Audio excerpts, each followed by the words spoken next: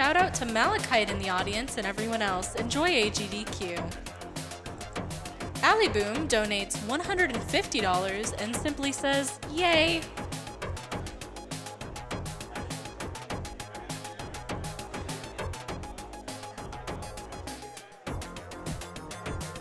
Exticle donates $30. Back for another awesome stream of GDQ. Who's hyped? And so glad that DS Dad is here. Let's beat every other GDQ and make the start of this year amazing.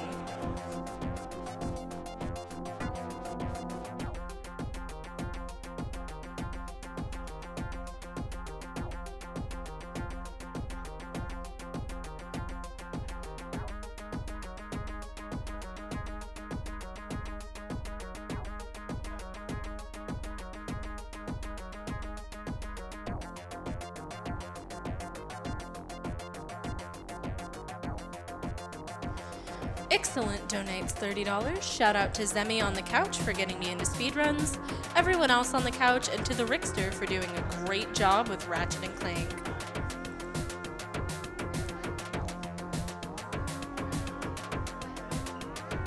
Maggie donates $150 and says, I love AGDQ. Looking forward to the Mega Man Relay.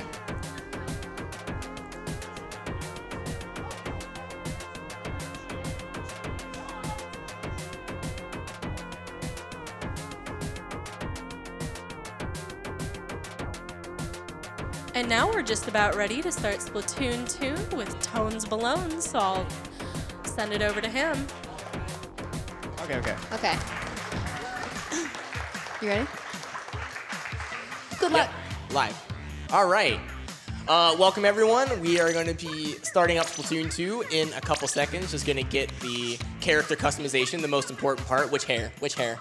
You always go pigtails. That good hair. Do your thing. Pigtails. That good hair. We got pigtails. All right. Sports shorts, because that's what we look for here. And we are ready. Give a countdown. All right. 5, 4, 3, 2, 1, go. Good luck.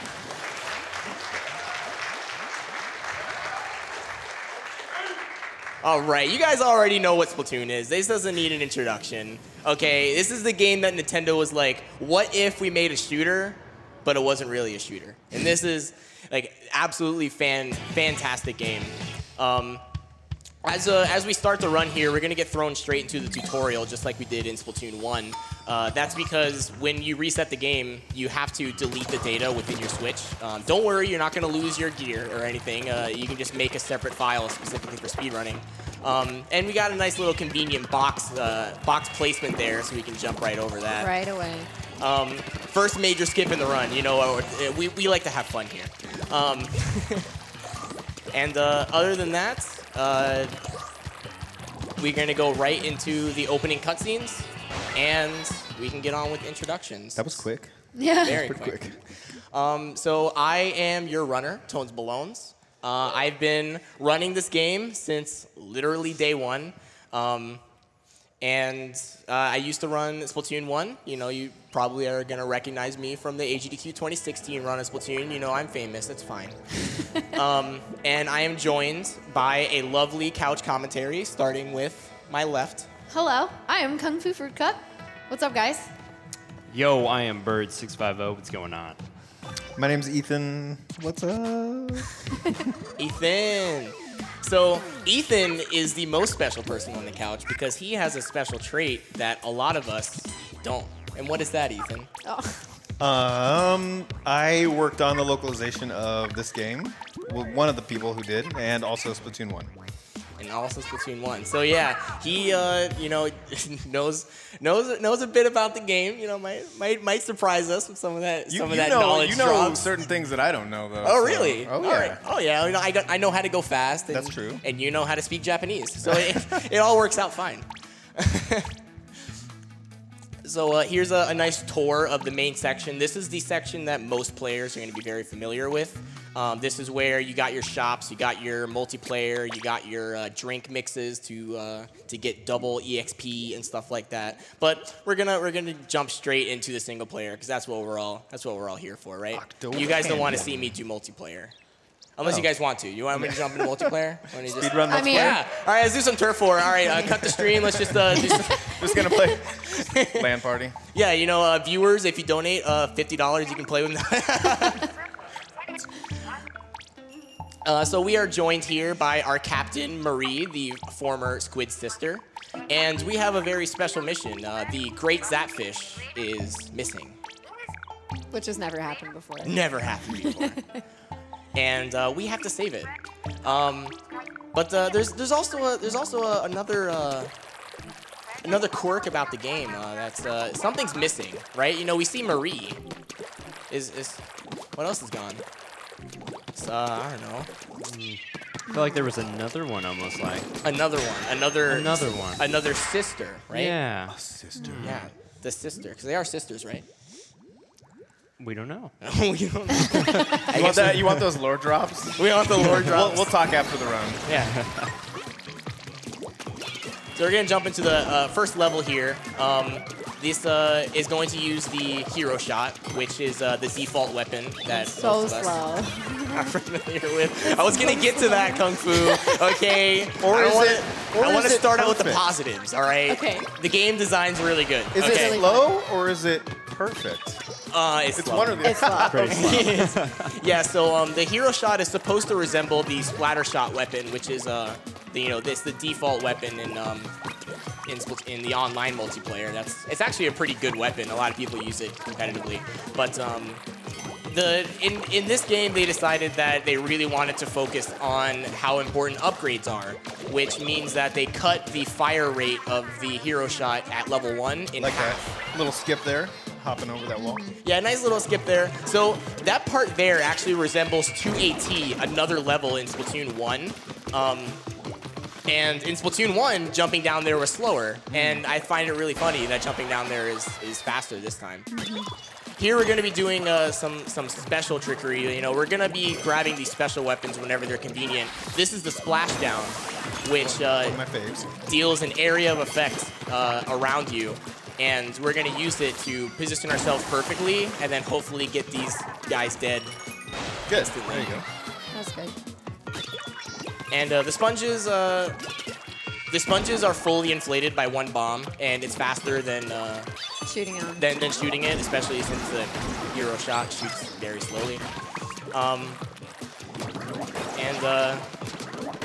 That's pretty much it for level 1. We're gonna come up here. We're gonna bonk a couple times because that's just what the game wants me to do, and finish up here.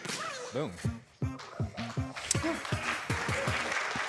All right. So I'm curious, do you appreciate, like, does the community appreciate the addition of those, it kind of marks your time for each stage? Like, was that something people focused on? Oh, that's the most important change they did in this game. Yeah. That's what makes this game so much fun to practice. Yeah. There's actually, you know, we used to have an IL leaderboard in Splatoon 1, Okay, but I was nobody wondering really about ran that. it because Right. it's really hard to track ILs Sure, without sure. an in-game timer. But now we have an in-game timer. It just Yeah. gives you a direct, like, you did the level, you get a time, and it's accurate to the second. Right. And you can just submit a screenshot, and that's, you know, good enough. Cool. I was curious about that. And it's a great addition because anytime you're practicing, you're like, you get an instant feedback of what levels that you are doing faster or slower than say the world record run. Yeah, I found myself like replaying stages a lot more than I did in the first game just because of that. Just to do it faster. Yeah. And we will get into this later, but there's actually different weapons that you can get in the single player. Yeah. Which includes, you know, the charger weapon, the roller, the dualies, you know, a whole bunch of other different weapons. And on the second time around, you can jump into the level and just do it with any weapon. And some weapons are faster than others. So, you know, you might want to experiment with, hey, I can do this level in a minute 30 with the hero shot, but if I use the charger, maybe I can get it down to a minute 20. You know, there's a whole bunch of those small optimizations, which unfortunately we don't get to get into in any percent because Sheldon decides which weapon we use. But it's very important for NG Plus category. It does mean though that like you are going to see a variety of weapons going through, you know, single player here on your way through. Like an entire playthrough, you're not just using the same weapon, which is cool. Yeah. Woo! I got a 121. I never get a 121. That's awesome. So you saw at the end there's a cycle that has those little purple churros that go in and out. And Not the official name. it's not the official name. I'm sorry. I like to call them the churros. Technically, in the World 1 boss fight, they reference them as churros. Fair enough. We'll see that later. There's a lot of bread. A lot of bread puns. And terminology going on in that boss fight. So yeah, the cycle at the end is actually a global cycle. So that cycle is running from the time I enter the level, and making the cycle to get a 121 is really difficult because of all of the really small movement optimizations you have to keep in mind. So we have these nice shield enemies that are definitely a remnant of Splatoon 1, except they changed how the AI works a little bit. So the shield enemies used to be really dumb in Splatoon 1. You can throw a bomb a mile away and they'll be like, all right, shoot me. But in this game, they have to be really, really close in proximity to them. Yeah, they're much more intuitive. Yeah, so you have to be really careful with how you shoot your bombs. And here we're gonna have a fun box. It's a lot of fun. I love that part of the run. You know, you just sit there and you shoot. It's got tape on it. I mean, it's got tape. It's got tape on it. Yeah, it's gotta be fun. It looks like saran wrap. All right, we're gonna get into technicalities here. All right. So you also notice that a lot of times I'll be throwing a splat bomb ahead of me, and that's actually faster than just shooting, just because the hero shot is slow. So if I were to throw a splat bomb there, then I can get a little bit farther distance of ink that I can swim through, rather than having to exit my ink and shoot it again, which makes it a lot more convenient and consistent to like that little skip there too. Skip that drop down the way you're supposed to do it. Yeah, there's a lot of like fine-tuning movement in this one, like compared to the first one. Yeah. I'm noticing though, what I appreciate about this speedrun is that you still, by and large, are having to play most of these levels through their main path. You're just doing it with really good execution, and those small optimizations that you mentioned. Like you get a couple skips here and there, but mostly you just have to play really well as you're making your way through. Yeah, exactly. And there's another small optimization that I think is the biggest factor in whether or not you save time is how many shots that you shoot at any one time. So, you know, I don't know the frame data, you know, I'm not a nerd, but if I were to guess, I'd say that it shoots like every 15, 16 frames or so. And, you know, if you shoot one extra bullet, you know, then you need to every single time that you fire, then it adds up. It adds up to a lot of seconds. So you have to keep that in mind. And that's something that just you do intuitively as you get better at the run. Also, something I completely forgot to mention is what I just did there is restart the level. That's what I was going to ask about. Yeah. When you land from the super jump, it will trigger the cutscene as if you've already watched it. And the first cutscene of every boss fight is very long. So it's faster to land there and then restart the level so you can skip it, rather than watching the cutscene itself.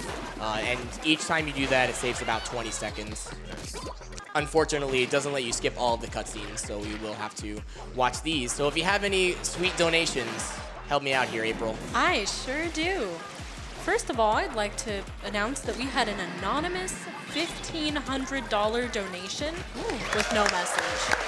Thank you so much for your help for the Prevent Cancer Foundation. Second, I have a message from Yateko from the Golf Discord. Good luck on the Splat Run Taco Salad Balcony from the Golf Discord. He donated $20 just to say that. Your boy Steve Massey donates $50. Steve! Tones, my boy Balones, love you, buddy. Shoutouts to Bird and Kung Fu on the couch. Donation goes to Bird's Choice because he's also my boy and I love him too. See you all on Thursday. I also have, let me see here.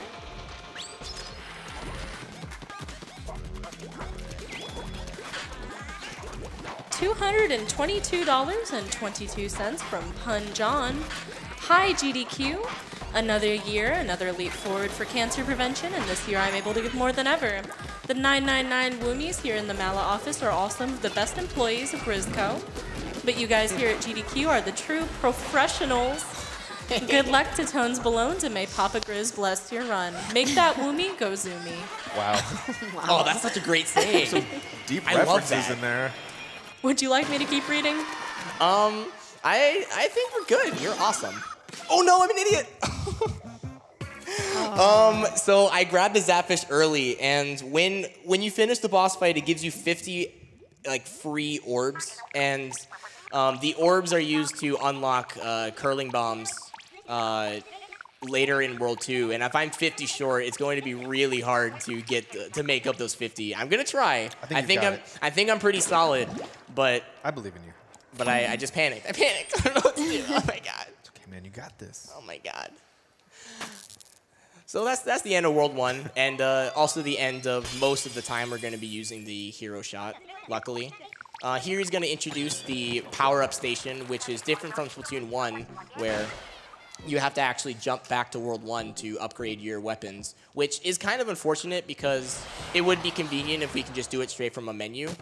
And it also makes it so that we had to think really hard about whether or not some things were worth it. Like, for example, the curling bombs. You know, it takes 25 seconds to jump back and get the upgrade and jump back. But, you know, that we had to really study and see if curling bombs were worth it.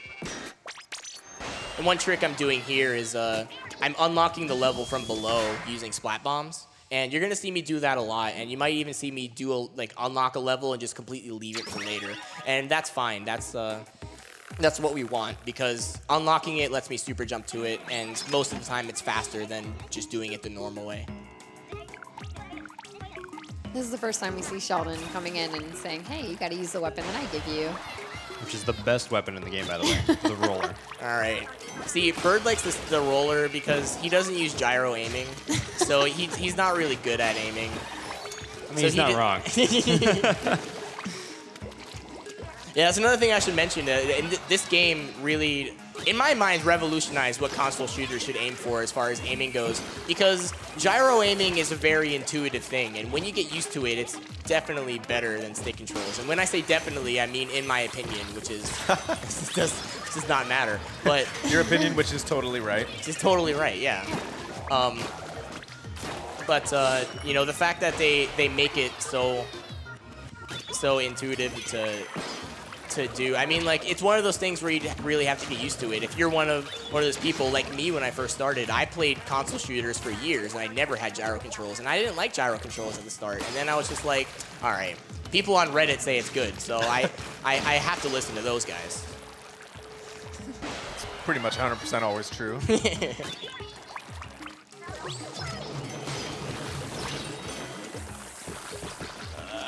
So do you have a favorite weapon type? Favorite weapon type, I would say would be shooters. I use the Splatter Shot Pro and the Splatter Shot a lot when I play online. I also do like the Charger a lot because the Charger is necessary in the speedrun, and the skills are very transferable. Yeah. I'm still really bad at it. It's hard. It's hard. Have you been able to store your charge when you come out?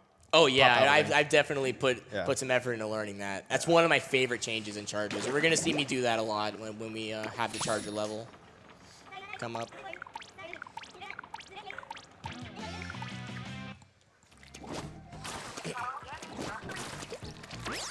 You're gonna unlock another level up here, and then we're just gonna ignore it.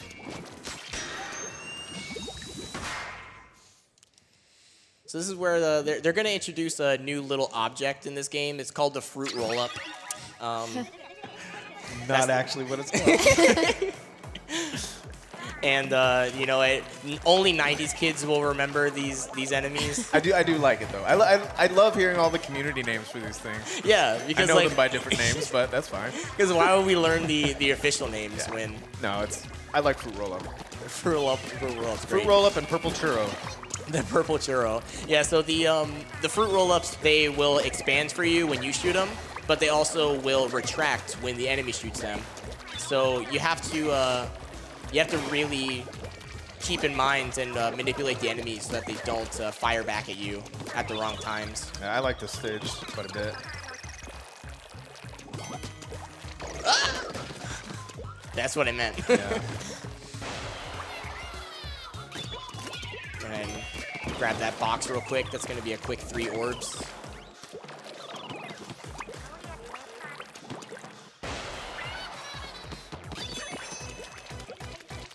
I'm gonna call an audible here. There's armor in this box. Or there's 10 orbs. That's the same thing. So that's a nice little ticket for me. Hopefully that'll make up for some of the 50. Here's another 5 that I usually don't get. It's good that you have enough backups in mind. Yeah.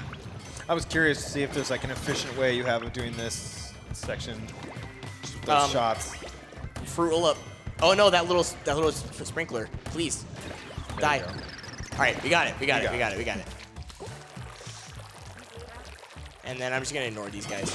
Bye. Boom.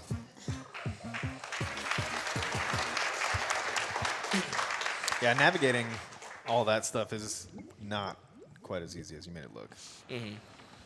Yeah, and that little cannon section's really annoying sometimes because it slows your momentum down. Yeah, and like sometimes you shoot the thing, and then the enemies at the top will shoot it as well, and it gets shot back down. You have to shoot it again, and you get baited, and I don't like it. Here's I'm gonna be unlocking a lot of things here. This is like a little tiny hub space, and we're gonna unlock everything, and then just go to this level. This is probably the most interesting level in World 2. I really like playing this level and practicing it because there's a lot of cool tech, and another one of those small but not major skips that we've been talking about throughout the run. So I know this is your favorite weapon type, Ethan. What can you tell me about the dualies? They're great for mobility. It's one of the new weapon types in Splatoon 2. I don't know. It seems like people like them. I don't know. What do you guys think? Good addition? I'm a fairly frequent dually user. Myself, yeah. What about you in the audience? Dualies? Who likes the dualies? You get to dodge roll like a boss while you use the dualies, so... Yeah, these levels look amazing. No, I jumped dually! I should have done that. That's okay. There's a checkpoint right here. So I'm going to take it slow here. No roll. So the dodge rolls have a really interesting property where if you're in the air, they kind of shove you straight downwards.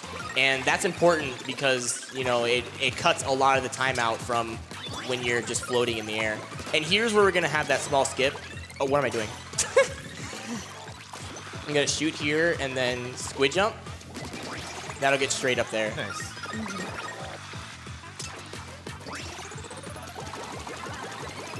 Yeah, it just feels good to go through the stage on all these different ink rails, like bouncing back and forth. Like, you can't really control your speed very much, but you still. I remember the first time I played through this was just like, oh yeah, I'm awesome.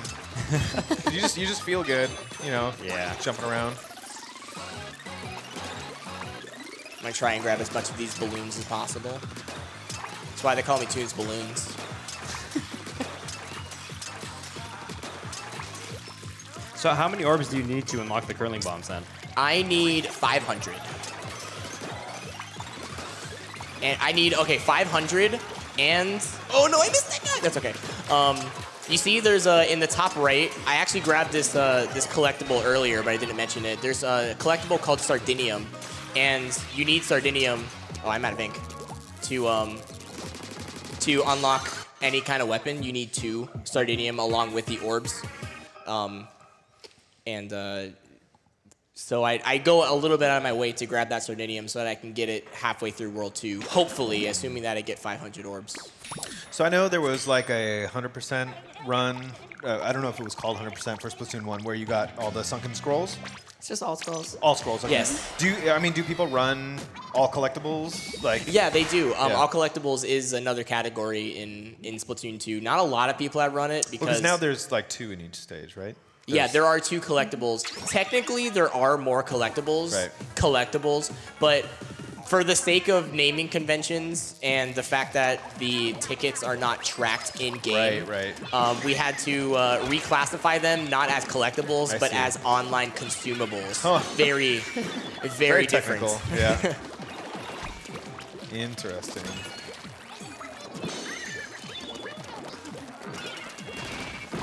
Along with all collectibles, there is another longer category, much longer category, called 1000%. Yep. And you may be saying, why are you going to say 1,000%? It's probably just 100%. Well, if you go onto your Splatoon official app that you can download on your Android or smartphone device, then you will see an in-game tracker for what you have done in the single player. And part of the tracker is the collectibles and whether or not you've beaten every level with every weapon. Yep. So you get 100% per weapon plus the 100% for the collectibles, which will add up to 1,000% in the game app. Yerp. And got to do my duty here. If you beat every stage in the single player with one weapon, you unlock that for multiplayer. So that was something I had fun with. It was just like, you know, I'm going to grab the blaster or whatever to use in multiplayer. And then people know, they know you beat all the stages. Yeah, you get to show off. It's great. Yeah.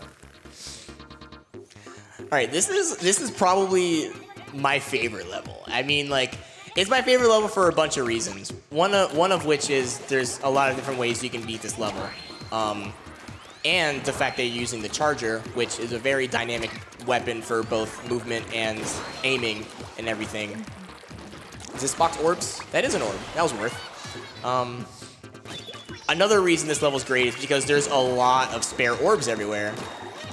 Specifically, these balloons that are on the enemies give you 10 if I can shoot them. Sometimes they give you 5. So I'm going to be going out of my way just to be safe here, and I'm out of ink. Go! Ooh. All right.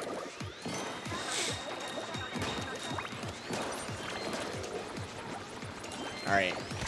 Get that. Well, you got it. I'm good. I'm good. I'm good. You're really good. I know what I'm doing.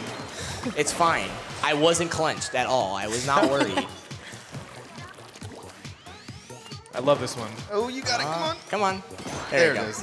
So you're hopping right there, right? Yeah, you have to hop and you have to be on the railing, which is another thing that people have trouble with because the railing is really finicky.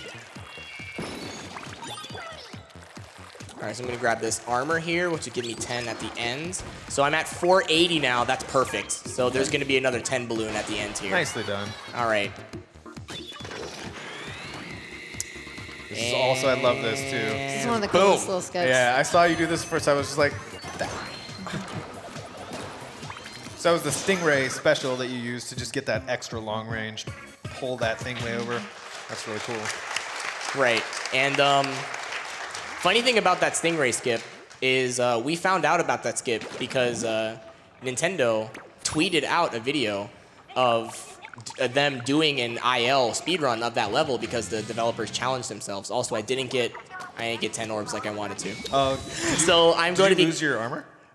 No, I didn't count right because I'm bad at mental math. Oh, that's okay. I'm probably worse at mental math. Yeah. But what was I saying? Talking about the ILs and the ILs. developer times. Yes, and they did the Stingray skip, and they did a slightly different version of it. But it was really cool. We were like, wow, they just completely blew us out of the water by doing that. So this level is a level that I really would prefer that I had curling bombs in. And it's because these squeegees, these little squeegees on the floor are very important to this level. Whereas in many parts of the level, you have to ride them in order to progress. And the squeegees are pretty much random when it comes to their motion, but you can manipulate them. Please get over here. Nope. You can manipulate them by throwing bombs on the ground. So you can see he's attracted by the noise of the bomb, and if I keep throwing my bombs here, then he should keep going in this general direction. I'm gonna kill that guy. And then, there we go. But you can see why having curling bombs would be a lot better. Curling bombs go in a straight line instead of being a projectile on the ground. So they're a lot more effective in dictating where the squeegee's gonna go. That's pretty much all I have for this level, though. Hopefully I won't mess up the end. If you got any donations, feel free to slide them down. Absolutely. Sass253 donates $500 to say "woo me" in all caps. Woo me. Arbalest donates $50, making my first donation of the run towards Splatoon 2, my favorite game of the past couple of years. Great run so far, and it's cool to see somebody from the localization team on the couch. CMM. Got it. Yeah. Nice. Nice work. All right. Wasn't the worst thing that can happen. It was cool to see you like bombs. wrestle to control that guy with bombs. Like he wanted to turn back toward that enemy, and you're like, no, no. Yeah, because as soon as the bomb explodes, he has nothing to go off of Right. anymore. He's not attracted to anything. Yeah. So he just goes yeah. left and right, whatever tickles his fancy. And that's why curling bombs are so important there. Yeah. So what do you think? Seeker from the first game, or curling bombs? Do you prefer one or the other? That's a good question. So curling bombs have the added advantage that they can bounce off walls. So you know you don't have to be nearly as precise with your placement of them. But can seekers technically go further if there's nothing to obstruct them? I am unsure. Okay. They're effectively the same as far as the single player goes. And curling bombs, of course, they don't explode on enemies. Right. Seekers, if you touch the seeker, then it would explode immediately, and that's a huge difference. Maybe my favorite boss. I like this guy a lot. Oh, that's actually my least favorite boss. I mean, so you can not get off to my play. couch. It's okay. Just the way he looks. I like that Yeah, I he was rides a gonna tiny say, little bike. His visuals, yeah. Yeah, I personally don't like this boss because the only reason that this boss is, challenging at all is because you're using the roller. Yeah. Because they force you to use the roller. Yeah. But if you do this boss fight with literally any other weapon, it's over a real fast. cakewalk. It is a straight cakewalk. I think it takes like 40 seconds. Oh, wow. At least we get to see more time on the unicycle. Yeah, right. It's so small.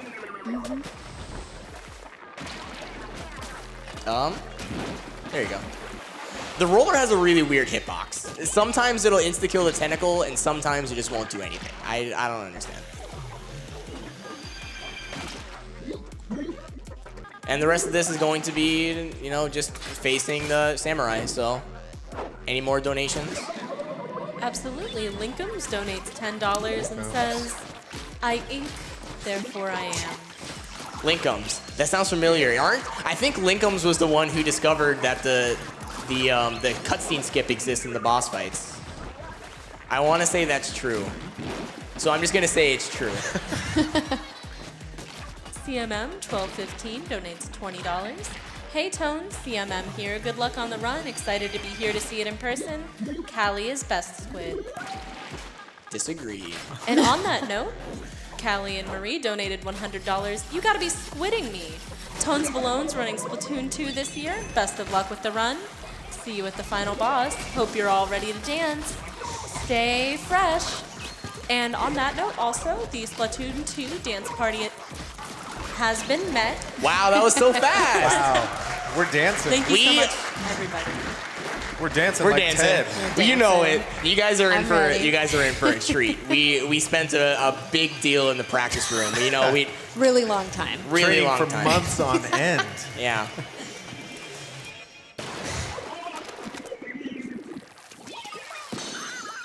Get the thing. But did you take into account the wires that you're going to be wearing? Is that Of gonna- course not. But that's not important. What's important is that we don't make a fool of ourselves. Which we absolutely will. Oh yeah, we're definitely making a fool of ourselves. Let's go.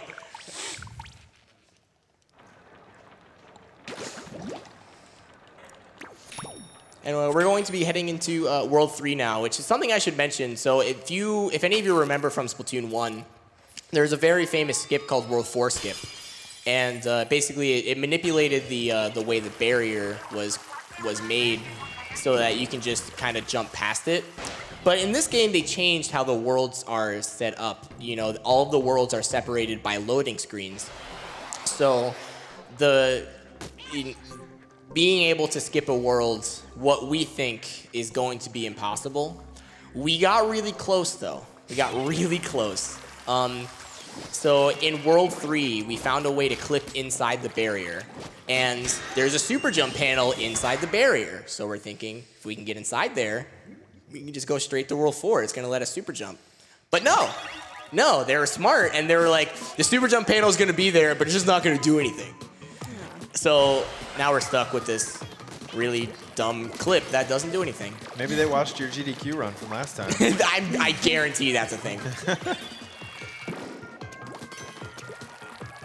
So this level is what we thought was going to be the hardest level in the game and the most inconsistent, because these enemies are really stupid. Why do I have curling bombs out? All right.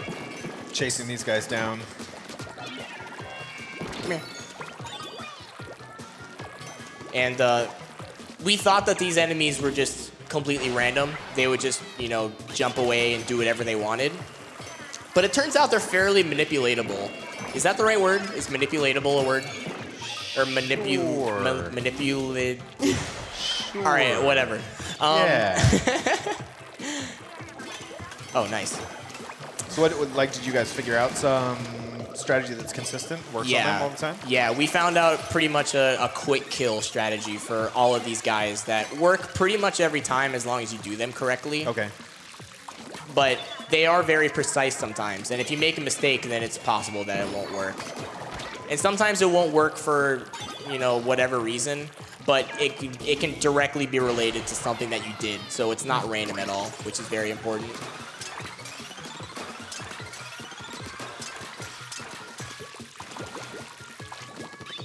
This is probably the most important quick kill to get. If I throw the bomb in front of him, he turns around right into me. But if you miss that and he goes past your bomb, you're chasing that guy all over the place. Yeah. Oh, and I don't like it. I don't like it at all.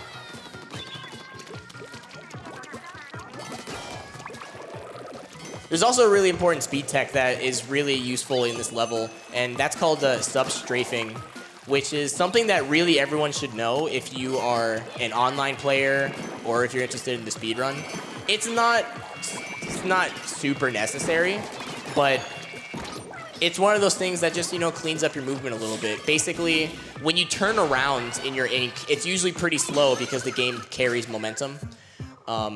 But if you use your sub-weapon and then pull back the sub-weapon, then you turn around and keep your momentum going. So if you do that, you know, everywhere, if you're playing online, if you want to turn a corner, if you want to grab a key and turn around, then using that is very helpful. Here's a nice little cool jump.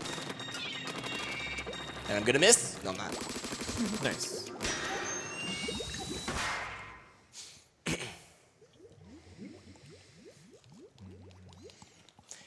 Here we're gonna be giving the splatling weapon, which is not the best for movement. It's Kung Fu. How do you feel about the splatling? It's not my fave. All right, that's what I figured.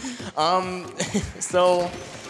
The splatling has to charge before it shoots a lot of shots. You can't swim at all or it'll completely destroy the charge. Yeah. So finding the right balance of when to shoot and how long you have to charge, because the charge actually affects a lot more than how long you shoot. It affects how fast the splatling shoots. It affects how much distance you get on the bullets. So it's like this constant balancing act of how long can I charge it before it's too long and it's overkill. And luckily, I find it really fun to optimize it, so I like this level a lot. And it has a lot of cool skips at the end. Nice. Those stairs can be kind of tricky.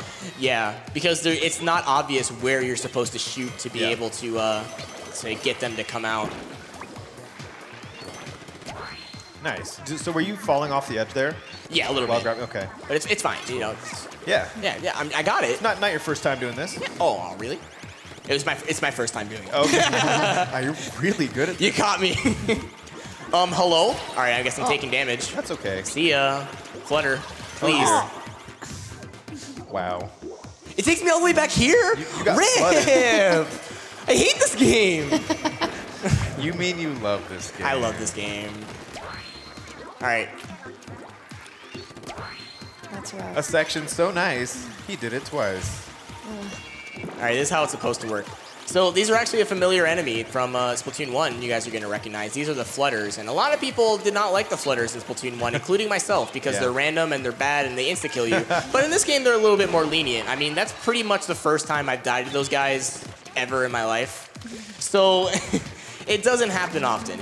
They're not really a big threat as much as if they you do were. get stuck under them, you don't last long. Yeah. See, this game added a little safety net.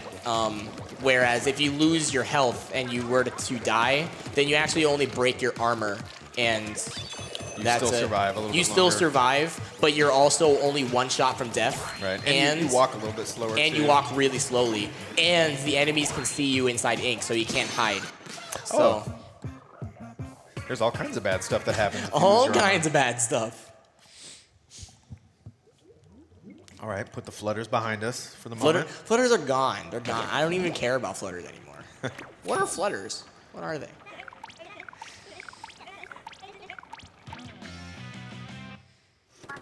Any donos? We sure do. Did you know Gaming donated $5 to let you know manipulable is a word. Just wanted to make that be known. Nailed it. Did you know gaming with the knowledge assist? Dice Guy D30 donates $173. Every year I roll 10 30-sided dice and donate the sum as a joke about RNG. But last spring, my father was diagnosed with bone marrow cancer, so this time it's personal. As a result, I will be doing this not just once, but once every day. Here's to the start of a great week. Good luck to the runners, and let's hit cancer where it hurts. Here's for the 1030 rolls. What's the odds of that happening? What? That's like astronomically low odds of you rolling, what was it, 10 30-sided dice and getting them all 30? Did you just miss the zap fish? No, absolutely not. No, no. No, I didn't. All right, we're calling it audible. We're calling it, here it is. I'm gonna go here, and then look at this. Look at this on the fly routing. This is how much of a god I am. All right, look at this. I'm gonna go straight through the middle, and then we're gonna go up here. This is gonna be the last one I get. Look at this. Look at this. That's what separates the men from the boys. That was all on Okay. purpose. We know. Yeah. Beautiful. Just to show your backup strat skills on the big stage.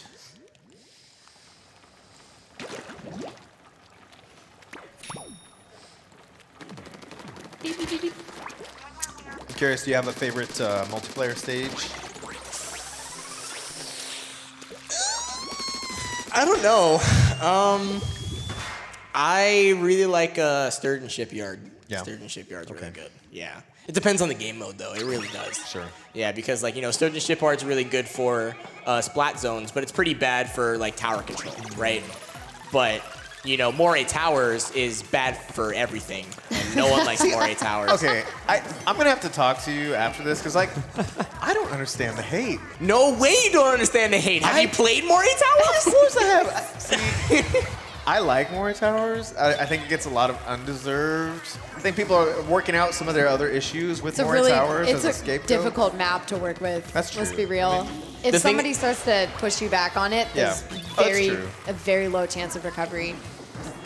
Yeah, and the fact that most of the turf is really hard to get to, so it's not easy to move around the map, and the fact that the objectives are so far away from you from the spawn. So, you guys actually brought evidence when I was asking about that. If you lose control of the objective online, like if you lose control of the splat zones, you're dead. Like you gotta fight back through hordes of enemy stuff to do that. I just like the verticality.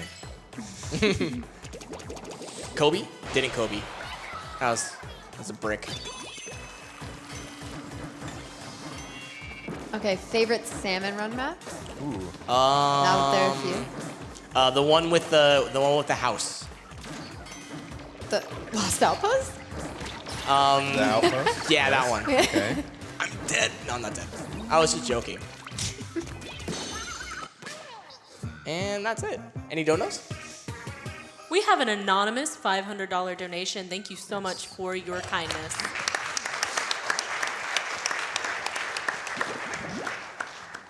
Shenny Nerd drops $100 to say, gotta donate for the game I'm currently hooked on. 3 alts, 3,000%. Hundreds of hours of fun. Wow. Thanks for the runs. It's been very informative. Love you guys.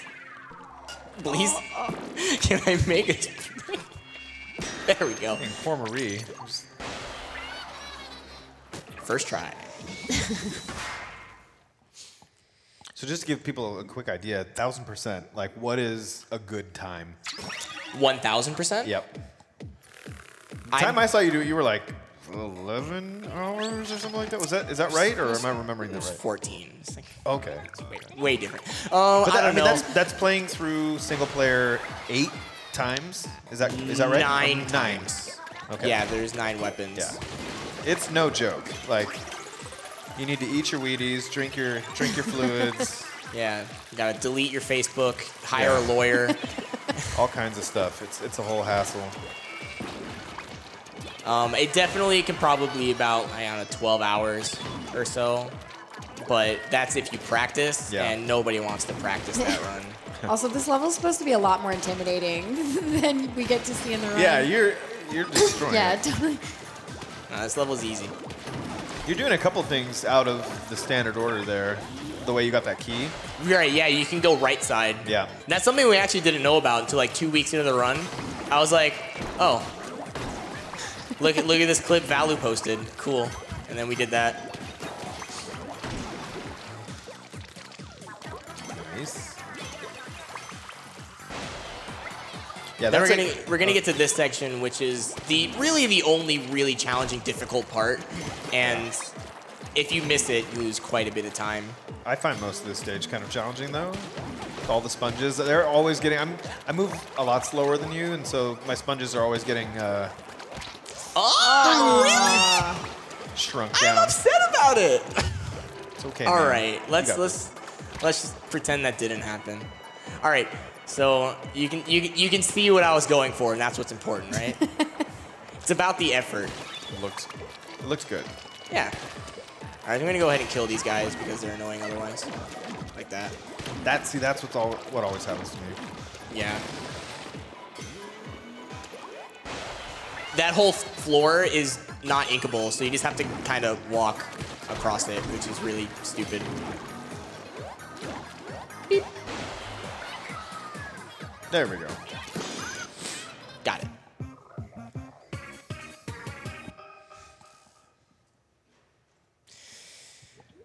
So almost out of World 3. Got one level left, and then the boss fight. Hopefully, the next level goes well. World 3 has not been very kind to me. Not been very kind, but you know that's okay. We're doing this for charity. So get your donations in. You know, we already met the incentive, so you know, put it towards other stuff. My personal runner's choice, if any of you were to put runner's choice, is master mode in all main quests for Breath of the Wild. Very interesting run. It's gonna change a lot. Got a lot of time to donate for that one. Oh yeah, that's the closer, isn't it? Mm-hmm. Oh wow.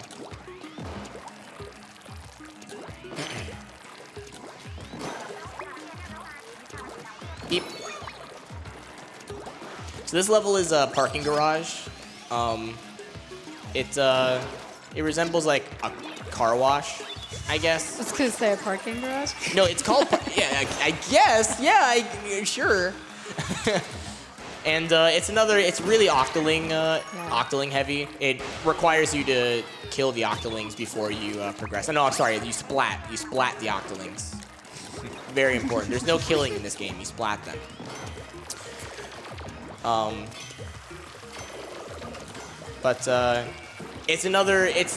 I wouldn't say it's a fun level, but it's one of my most practiced levels because it's difficult. Any level with the charger is difficult, really, because aiming with it is really, really hard. Here I'm gonna kind of bait him out. Just kind of shift slightly to the right, and he doesn't know what to do. It's one thing I don't really get with the AI in this game. A lot of times they're just really smart, and they'll, you know, lock aim onto you when they're super jumping through a forest, and you're in the ink and swimming fast and super jumping as well. It's like they auto aim sometimes, and then other times you just kind of slip past them, like, all right, see ya, bye, goodbye, and then like, oh, goodbye, goodbye. See ya. Can I? It's up there. It's up there. I can make the jump. Jump. Thank you. Nicely done. Here's a little quick kill. Gonna throw a splat bomb there, and then it's gonna grab me the key right there. Very nice. And then to end off the level, we gotta hit that dope shot.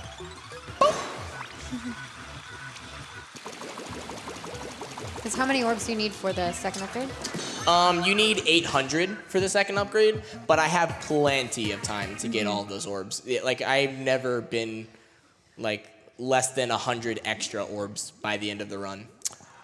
Okay, Splatoon trivia. Yeah. Do you know what the orbs are officially called? They are power eggs. Very good. Let's go. All right, now you guys have to donate $50. For every question of Splatoon trivia I get. Well, they're supposed to be like salmon eggs, right? Salmon, yeah, it's like caviar. Yeah, they look like little orange salmon eggs. I don't like caviar. Does anyone like caviar? I'm not a huge fan. Haven't eaten it that many times, but very salty. It's really salty. Yeah. Yeah, it's like you're just eating liquid salt. Except it's fish eggs. Yeah. I mean, that's how I feel when I run this game, so I should be used to it. like you're constantly eating liquid salt? Yes. Yeah, I've seen your stream. You caught me. This boss looks familiar. Yeah. You guys may recognize him as the first boss in Splatoon 1.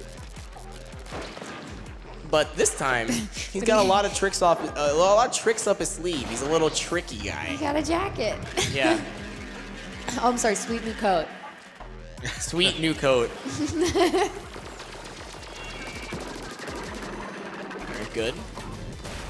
Yeah, a fun story about this boss. So when this game first came out on day 1, me and a bunch of other Splatoon 1 community members, we did a blind race of this run because we were like, it's Splatoon 2, we don't really care about spoilers, so let's just go ahead and do a blind race. To which it was, just about under 3 hours in our first playthrough. And we get to this boss, right? And we're like, oh, this is the same boss from Splatoon 1. It's just Octostomp.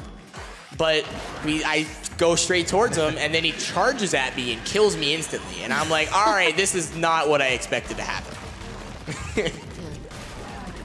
So this boss is completely 100% different than what he was in Splatoon 1.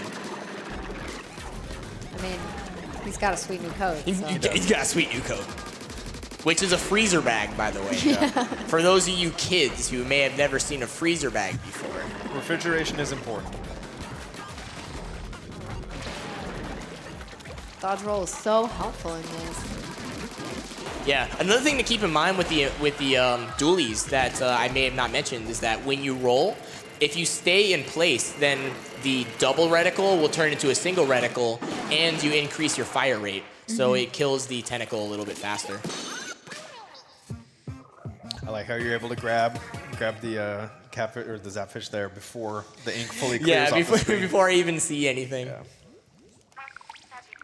All right, so while we're heading into World 4, anything special for us to know about?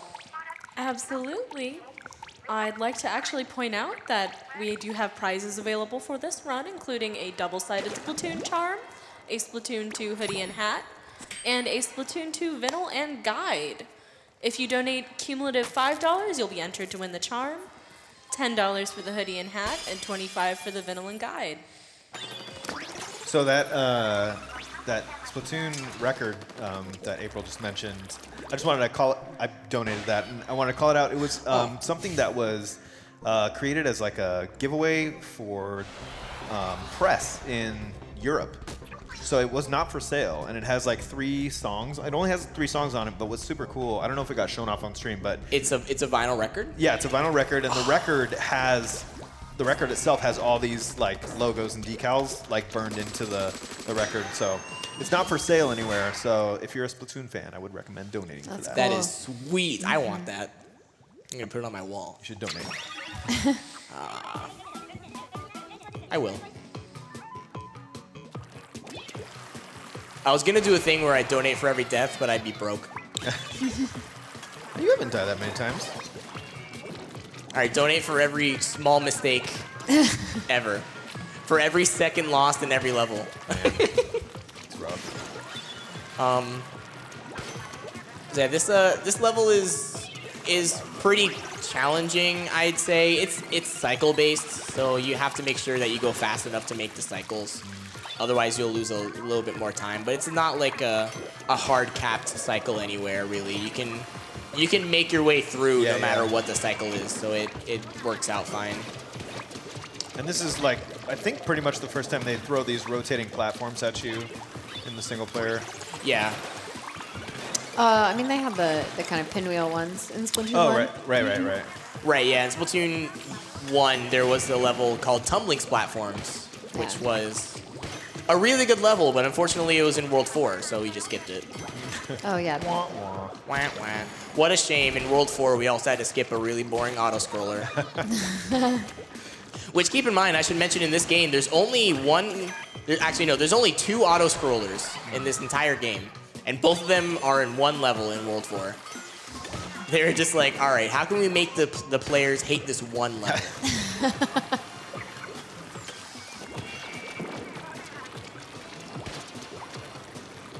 But I made a really good cycle here. Nice. Yeah, that was really good. Boom. Good job.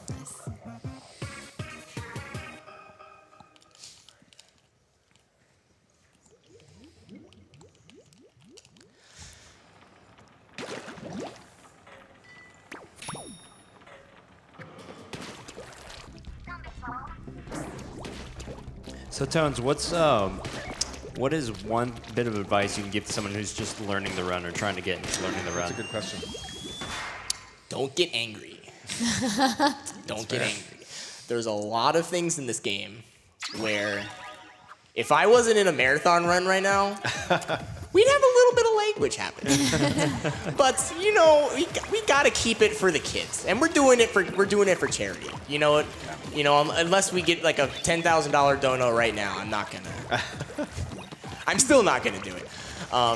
But that's fine. There's a lot of things that will just seem inconsistent, and I've definitely been victim of being like, this game is just out to get me, man. It's just bad luck. But really, it's just execution. You gotta practice this game a lot. You have to know every little small detail about the levels to make sure that those things don't happen. Right, especially compared to the first one. Just learning like enemy AI to begin with is pretty important. It's so interesting to me too, like knowing a bit about the thinking behind, you know, the way the dev team makes these levels and stuff like that.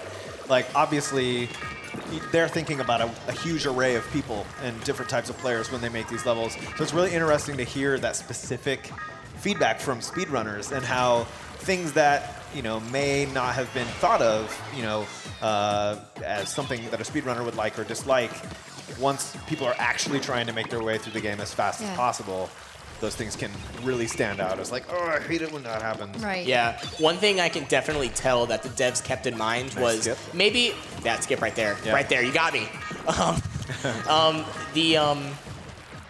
The fact that the game is definitely tailored more towards competing towards ILs. Yeah. Because they added the in-game timer, they added the weapon upgrades. There's many different weapons you can try out. So doing ILs is actually the most popular aspect of speedrun.com. In fact, when the game, like the first 3 months of the game, we were like top 10 in most active games, and there was only like 20 runs on the 80% board. But we're like, why is that possible? It's because there's so many people who submit ILs. Right, and it's easy to just, you know, just play like a 2 or 3 minute level.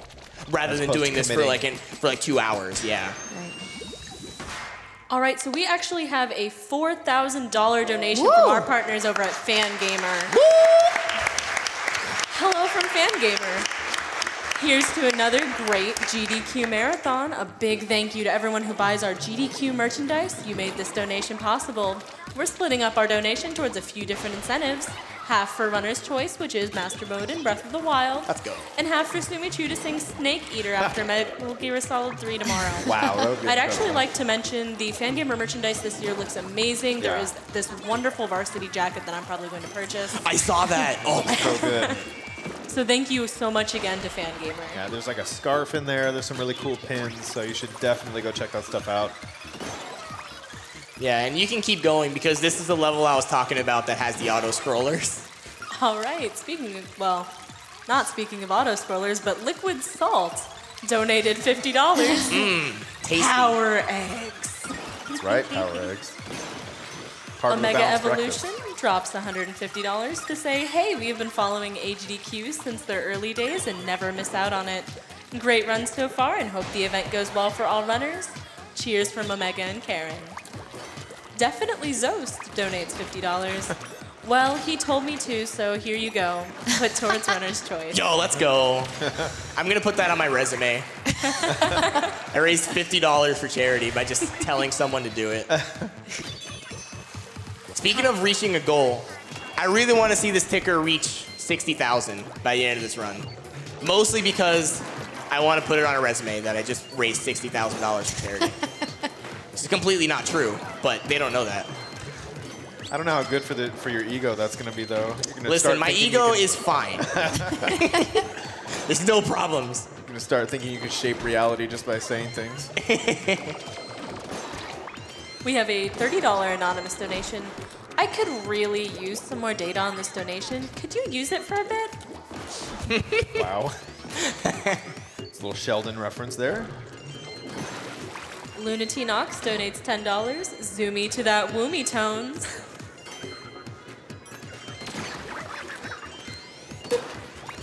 We have $100 from Kaya. Thanks everyone, runners, staff, and support for what you do. Very happy to support this great event for 5 years running. Landissimo drops $50. Everyone involved It's tricky. You gonna be okay, Tones? I got it covered. Don't worry. Liquid salt! I got it covered. That's the code word we were talking about. Liquid salt. Give me the massage. I need it. You got it. Is Liquid Salt your Splatoon 2 safe word? Yes. I'm crying on the inside. Oh. Bing. All right, so we do have $50 from Landissimo, as I said. Everyone involved in GDQ should be infinitely proud of themselves. Great job, everyone, and good luck on the speed runs. T-Boy donates $30. Sup, Tones? It's your boy T-Boy. Good luck on the run, my dude, and let's see that dance party. Yo, T-Boy is my dude. What's up, T-Boy? Oh, really? Peaches Danny donates $150. My husband and I always look forward to GDQ. So proud of the gaming community and all that has been accomplished through these events. Good luck to all the runners.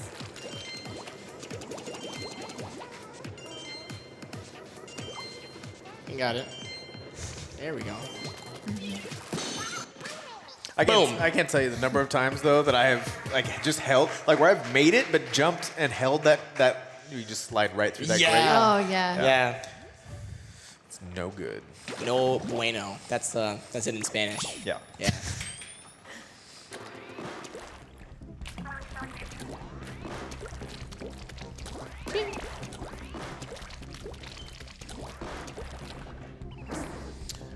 So I use Japanese in my job, and I was happy to see from the Japanese speedrunning community that there is a Japanese restream of the AGDQ stream this year. And I don't know if they're doing every single run with commentary in Japanese, but I know that Splatoon is really popular in Japan, and so I'm hoping this run is getting some coverage in Japanese. That's cool. Yeah, I'm sure. From my experience from doing the restream from RTA in Japan, which just happened across the New Year's, they probably won't be translating word for word. Right. They're just going to be providing a general commentary to which if Hashed Rice is watching right now, he's the current world record holder. He's a Japanese runner. Then hi. Remember that time you talked about how much you love this map? I love this map. It's Mori Towers, guys. Yay. That was like this was like the first map you brought back from Splatoon 1, and I think everybody was just like, why this one? For the record, it wasn't me personally. Yeah. From what I heard as well is that this map won the fan vote from Japan. So they brought back, what were the two maps they brought back? It was this map and Port Mackerel. And I think Port Mackerel was up there in the US, and then Mori Towers was in Japan. That's still a really good level, though. Nothing really bad happened. Mm-hmm.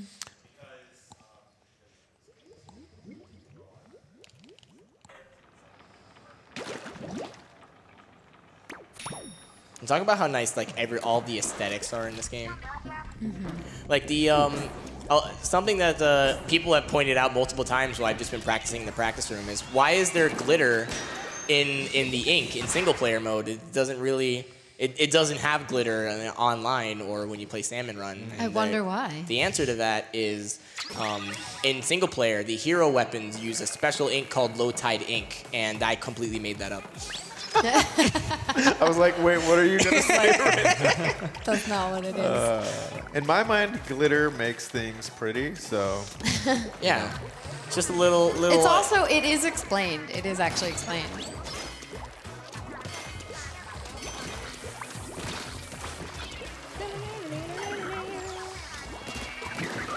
Here we're given a really special weapon called the Brella. This is another new weapon that they've just introduced in this game. It functions like a shotgun, but it also has an added attachment, which I'll show shortly when I have a chance.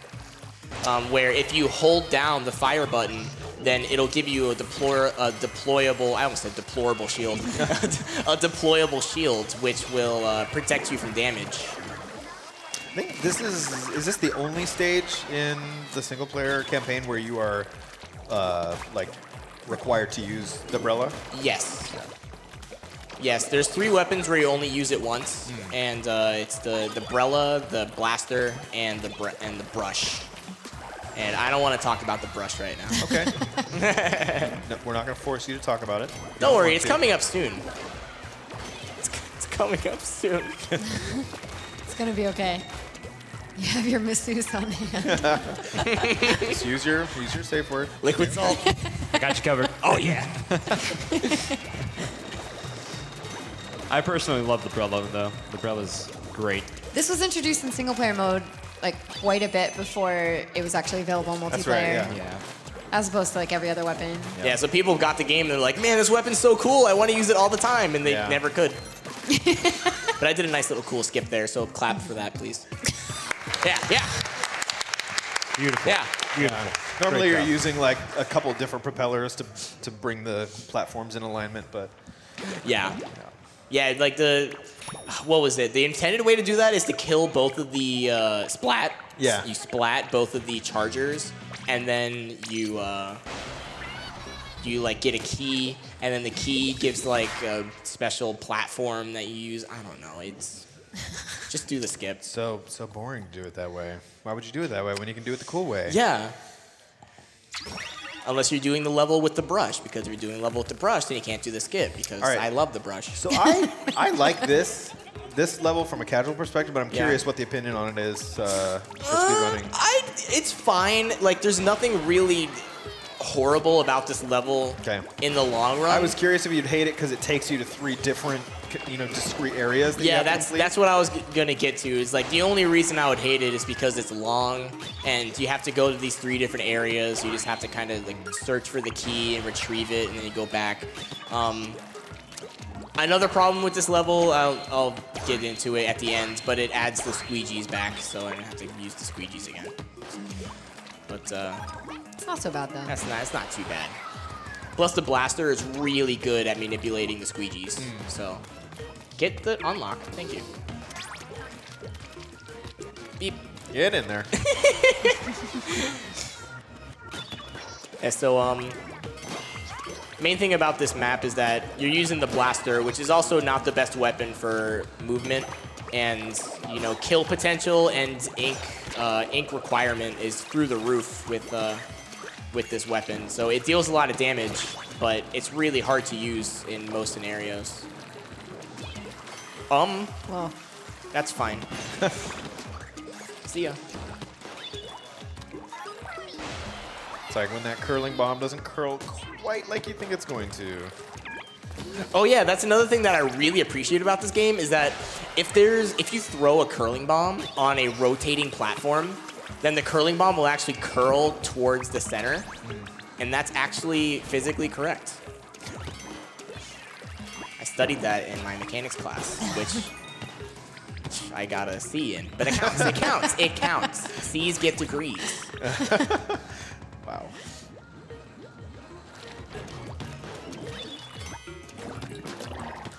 Please die.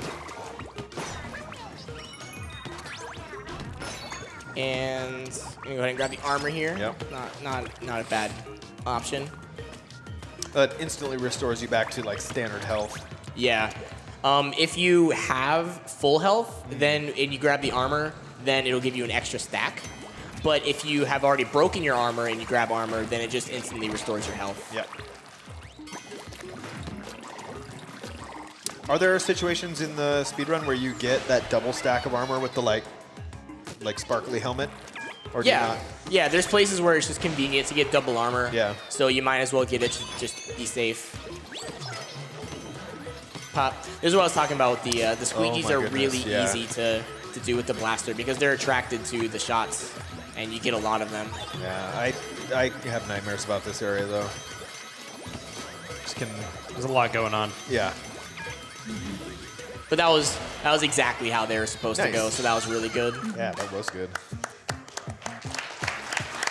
Sub 3 level though, sub 3. I'll take The it. experimentorium. Also a real word.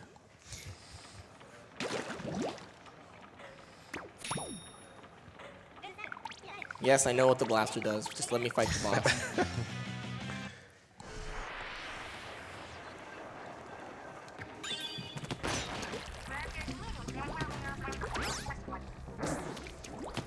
All right, we're heading into.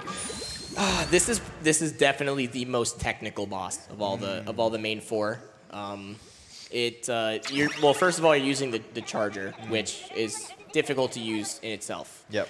And you have to shoot a moving target, and you have to shoot him like super optimally. You can't waste any time doing an extra bit of charge. You have to position yourself right. This is definitely my most practiced boss, and I still don't do it consistent. So if I do, then it's a miracle. This is a very interesting boss too for the 1000% run. Because Yeah, of all I was the just weapons. gonna say. Yeah. Once you start using shorter range weapons, you really have to get creative. Yeah, exactly. This boss is horrible with the other weapons, man. Tell us how you really feel. Oh my god, especially the brush. Yeah, it's hard. I think I spent like 30 minutes doing this boss alone. So, okay, I've got one little lore thing here. I don't know, maybe you guys know this or not, but in Japan, there's a thing that women especially will wear while they're in the shower, which looks exactly like that hat there to protect your hair, basically. And so it's like a little rubber umbrella for your head. It's a shower cap that's definitely more recognizable in Japan. So I don't know Right. if Western audiences would recognize it as that, but it's something that like the Japanese players would see and immediately recognize. And he also has a rubber ducky on it. That's what I like. He does. Yeah. Yeah. So unfortunately, I didn't get the quick kill both times, but hopefully, yeah, I get that one. So it's still pretty fast, and as long as I don't die in this boss, I'm happy. Bing. Oh. Oh boy.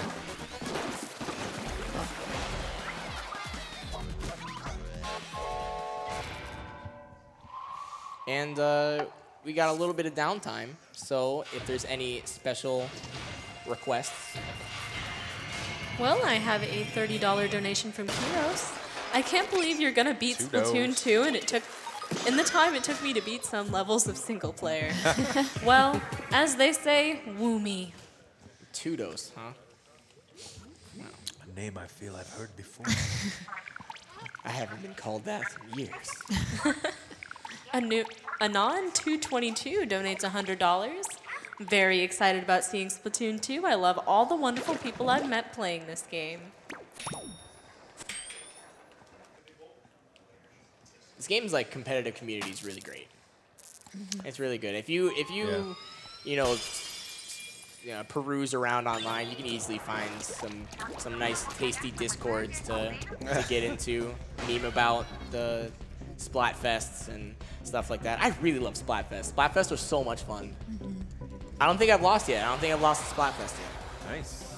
Oh, nice. Same here, actually. Oh, what team were you in the last one? Last one, which was... It was Team Sweater. Sweater. Sweaters Yep. versus Socks. You're going to be comedy or action? Comedy for There you sure. go. Are you There kidding you me? Like, what kind of question is that? All right, here's the full charge swing-a-ding. Bing. Is that the official term Yeah. for it? Yep. Full charge, swing-a-ding, Bing. bing. This is our final world.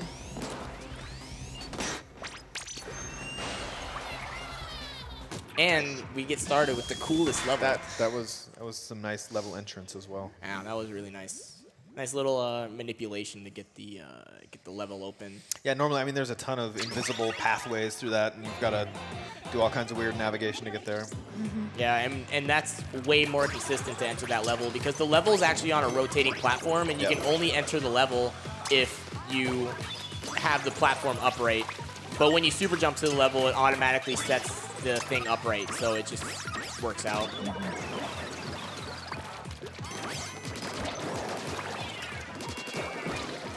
Levels involving the dualies just look so awesome every time. And I think they're also some of the ones that look maybe the easiest as he's just like zipping through, but he's hitting some really nice movement. And like now that he just was down to like 1 health, recovered health, now he's back down again. So it's cool to see this optimized like this. Yeah.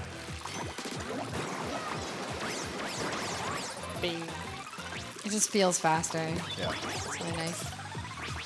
Fun thing about the little ramps, if you roll into a ramp, then it'll actually like continue on momentum and you jump farther. That's a little speed tech, and it also might mess you up if you need to go a certain distance and you overshoot the target. There it is. I love that little jump down there. Yeah.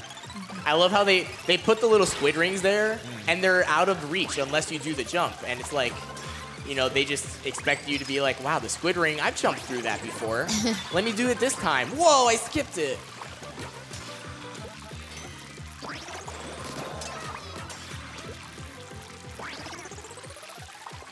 I think this is one of the first ILs that really blew up. Oh, yeah. That was weird. I missed it. What happened? I don't know. Okay. Fair enough. We'll run the tape back. We'll check it out later. Clip it. Wait. Using a special Switch feature, I just recorded the video, and now I can go back and watch it later. Like doing my own promo talk for me, man. Yeah, right? Successfully saved. See, like, didn't even waste any time. So we're going to go straight from the best level into the worst level, and I appreciate it. So please keep my mind off Splatoon and save some donations. Or shout-outs or something. Anything. All right, Tones. Blue Cheetah donates $100. Got this game for Christmas, and man, it's good. Gonna have to try out the single player after this. Senti Espion donates $10. GDQ is fantastic each and every year, and I'm excited to finally donate a little bit. Switch games in particular There you thrill go. me, and TonesBalones is doing splendidly. Keep it up, don't get cooked, and stay off the hook. All right, so you can tell what I'm doing now. I kind of failed the first one, but by throwing the bombs and doing a little suicide jump, you can unlock the level from there, and that's still faster than going across the invisible platforms. All the way around. All right, so I don't know if you've been keeping track of all the times I've complained about the run so far, but let's do a 17. recap. Let's do a recap. 17 times. Just kidding. You don't even have 17 fingers. How'd you count that high? I have toes, too. Oh, the toes. Okay, so octopods, right? Octopods I've complained about because, they're pretty strong enemies, and they don't have a lot of health, but they do one-shot you, so pretty hard to beat. Which guys are you calling octopods? These guys. Is that right? I'll have to consult my guide. There is Octo Missile, but I believe that's referring to something else. Yeah, I think that's what what Octavio shoots at you. Oh, man. Oh, well. Anyway. Yeah. So yeah, what else? Yeah, the octopods, those are pretty bad. Oh, this guy up here. These are called Tentacooks. Yes. I call them Sprinty Jimmies, Sprinty guys, Sprinty boys, the fast boy. AKA. He's pretty annoying, and they added him to the level. Yeah. What? Aw. Okay. Did that bomb push you off? The bomb pushed me off. Yeah, the bomb gave me knockback. That's all right.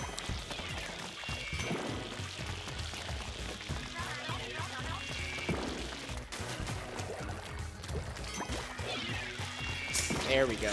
I'm just going to kill him from up here. Nice. Because when you kill him while he's in midair, it'll actually spawn the key right on top of the platform. Huh. And that's something that actually tripped us up a lot in this level was we would go down and then kill him while he was down there. And if you killed him too early, then the key would spawn back on top. So you have to waste time to go back all the way to the top. But then we just found a quick kill setup to kill him up there. Shield enemies I've complained about. That's a pretty solid one. Oh my god, that went beautifully. Yeah.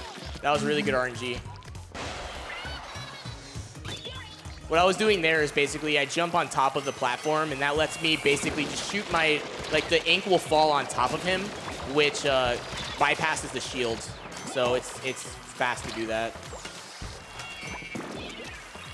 And then, last but not least, squeegees. Oh, this is the squeegee zone that I still have bad dreams about. It's squeegees on invisible platforms. Yep. While you have the Splatling guys shooting at you. Can I make that? I can make that. Nice, dude. I have spent so long there. Yeah. 217, that's really good with the depth. Like, back like a month ago, if I got a 217, I'd be popping off.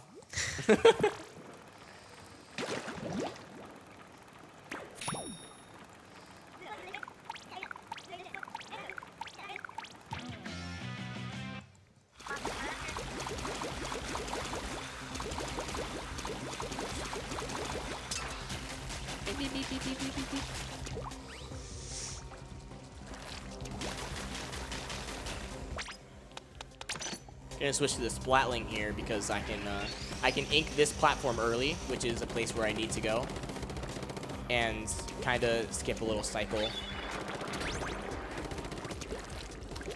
It's a really interesting overworld for sure. Yeah, this was definitely the hardest one to route because like getting to the levels are mostly based on cycles. So you have to really think about, was the cycle worth it? Like, is it worth it to stay on the UFO platforms? Is there a way to unlock the level early by throwing bombs? You know, there's a lot of things that you have to keep in mind when routing this level. And I think this route is pretty solid, but you know, you never know. I love this level. There's, it seems like there's a lot of good opportunities here to use curling bombs, like a lot of long straight lines. Unless I'm thinking about something else.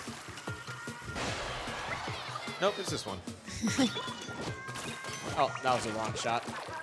So the roller, if you haven't seen Splatoon 2, it has two different modes of dealing damage. If you press the shoot button, then you will do a horizontal flick. But if you jump in the air, then you do a vertical flick. And I just make a little smiley face on the wall there. And so you do a vertical flick, and that's really good for shooting a lot of ink in front of you. Oh. Nice. Also, the music here is great as well. Oh yeah, this is a banger. Definitely a banger.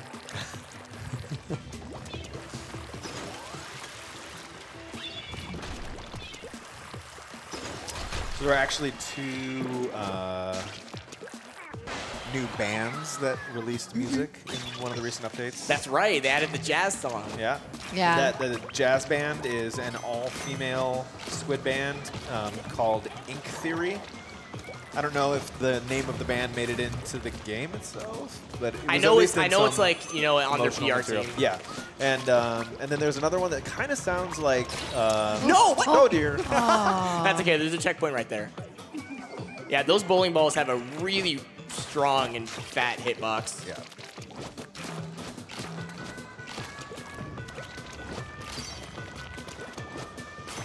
Just like my brother. I don't know if he's here yet. I know my brother was supposed to come in and watch, but like mid-run? Yeah, like mid-run. Really? Yeah, and I don't know if he's here yet. And if he is, hey. I called you fat. Wow. Oh boy. Where am I going? Brotherly No! callouts. I hesitated. I missed the cycle. No! Ah. Instant karma. That was literally. That was from calling your brother fat. Literally instant karma. Let's go ahead and jump back over here. All right. I don't know if I can get it from here. Oh, I did get it from there, but I can't do a second one, so I'm gonna jump here instead. Come here, green boy.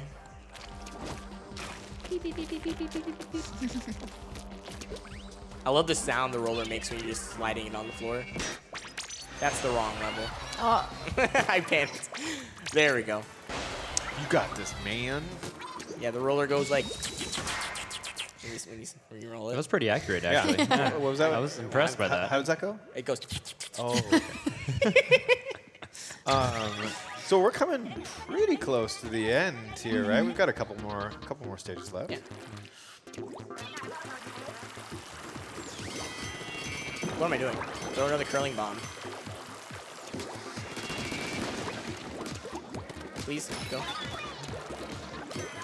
This is like one of the hardest sections of the game right here. Yeah. Just avoiding all of the enemies. Because if you were to lose your armor early there, you you're die. done. You die. There's no way to avoid it. That slow from breaking your armor is rough sometimes. Yeah. I really like this section too, even though it can be a little nerve-wracking. Yeah, there's a lot of, jumps here, and, it's... Yep.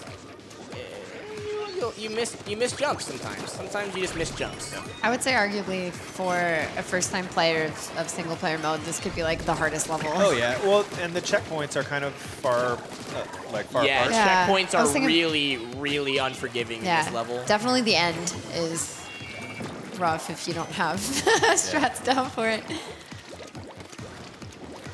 It's gone pretty okay so far. Beep. Hopefully these splatling guys aren't going to bother me. He bothered me. He bothered me. We're fine. All right, dying there would have been really bad because then I also would have lost my special, which I'm gonna use shortly. So this is the part. This I is a was really mentioning dumb earlier. part. Yeah. This is really dumb. I'm going to use the Rain Cloud here. And the Rain Cloud is a special that you can find on some weapons in multiplayer. And it makes a little damaging cloud. That's So helpful. It's very helpful. Very, very helpful.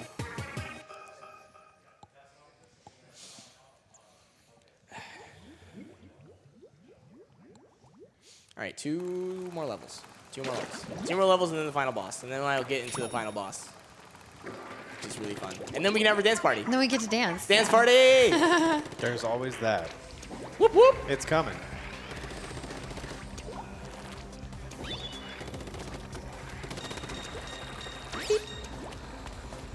Now I wait.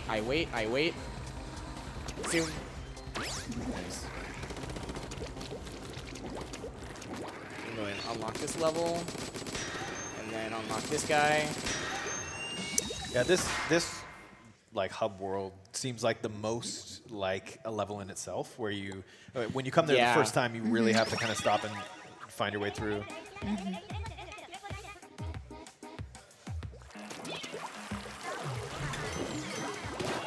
All right, there's a cycle skip I'm going to be going for, which I really shouldn't.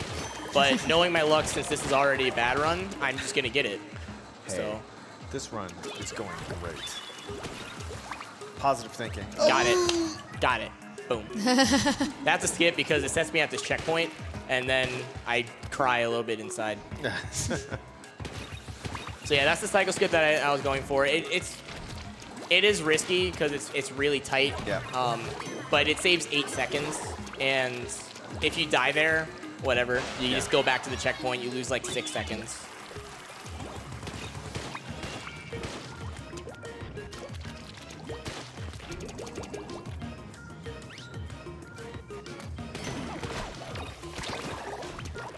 Here, like I could kill that guy over there, but killing that guy actually activates this platform. And if you kill him early, then the platform will rise up. You gotta wait for it to go You have back to down. wait, Yep. yeah. This section right here is a total pain. Oh my god! When I did this in the blind race, I actually died 3 times, and I splatted and went back to the beginning of the level. That's another thing I should mention that I don't know if it's obvious, but you only have 3 lives per attempt to the level, and you get a refill of life every time you get a checkpoint. But you know, if you lose those 3 lives, then you go back to the straight beginning of the level, which is very, very unfortunate.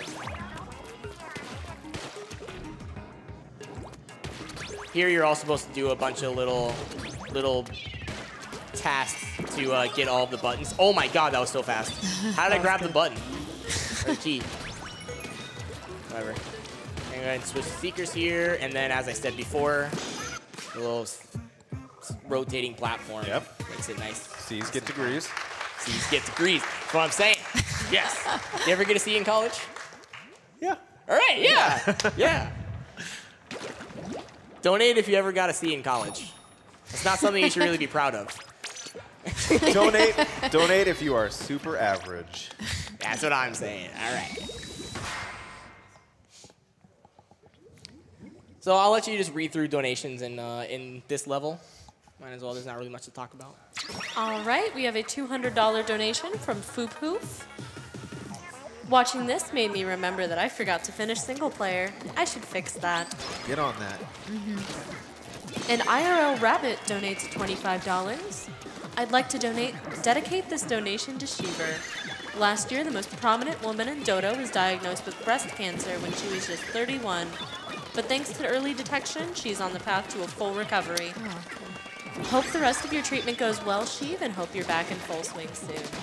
Yeah, we need more of that. More recovery. That's what we're here for. Kimmy donates $100. Hello from Canada. Since I won't be able to watch the Pokemon run because of work, I'll just have to donate during my second favorite game. Squid Party is best party. Second favorite, I'll take it. I'll take it. Nyota donates $30. Thanks, GDQ, for everything you do. Tones, you are a beast. A beast? A beast? A beast. You're a beast. A beast? I'm a beast? Yeah. You're a beast. I'm a beast. I'm a beast. Yeah. All right. You're a weird beast, but you're a beast. No. Okay. Thanks.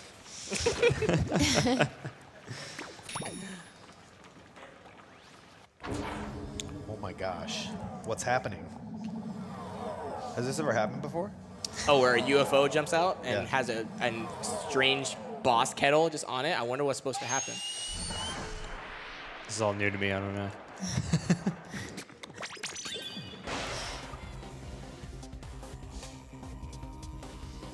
All right. My feet are starting to twinge. Like Yeah, right?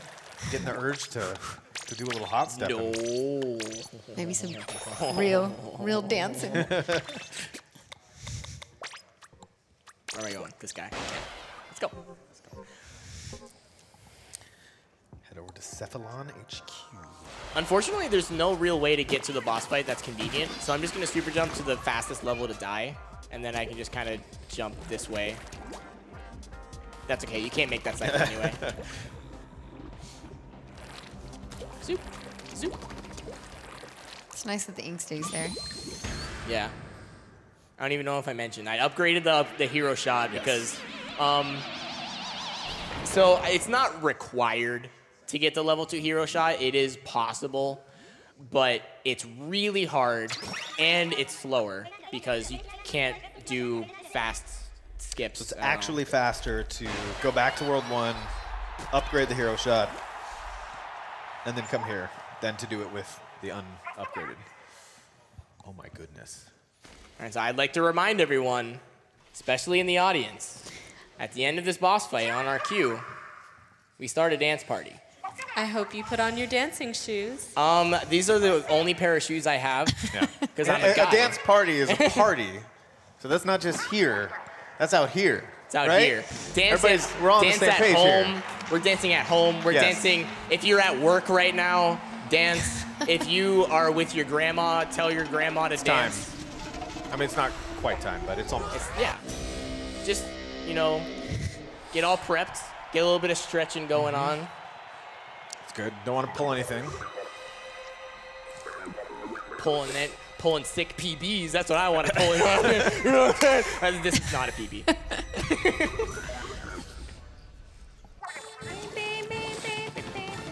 Ooh, and a sync party. So people like to say Octavio doesn't have any bangers. Octavio's got some bangers. You know, in my opinion, it's like Katy Perry and then Kesha and then DJ Octavio. All right, cool. So that strat right there is called the double fist, where if he shoots both fists at the same time, then it's actually really difficult to get both of the fists back in time. So what you have to do is kind of delay them both while they come at you. Otherwise, they'll hit the ground and retreat before you can kill them both.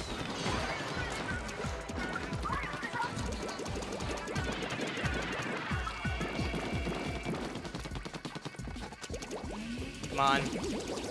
So yeah, we are seeing in action the reason why this boss is not fun for runners of any age.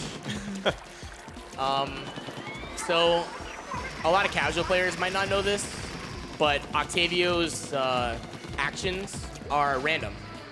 So as you can see, I can only damage Octavio if he shoots glowing fists at me.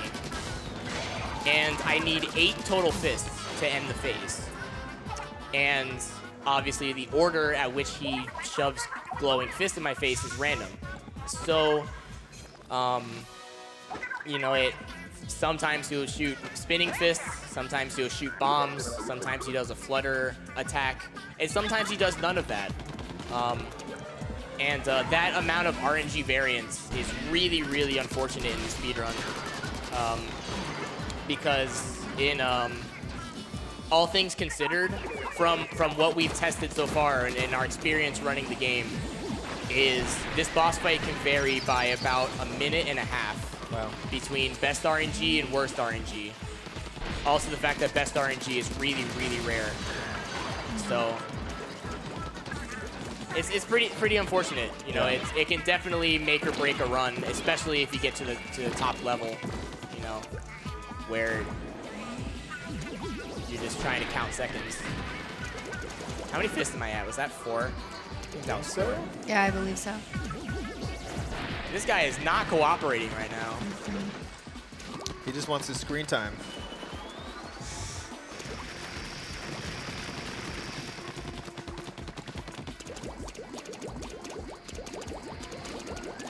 Please. Octavio! Man, this RNG. It's not friendly right now. There you go. Thanks, buddy. All right. That was 5.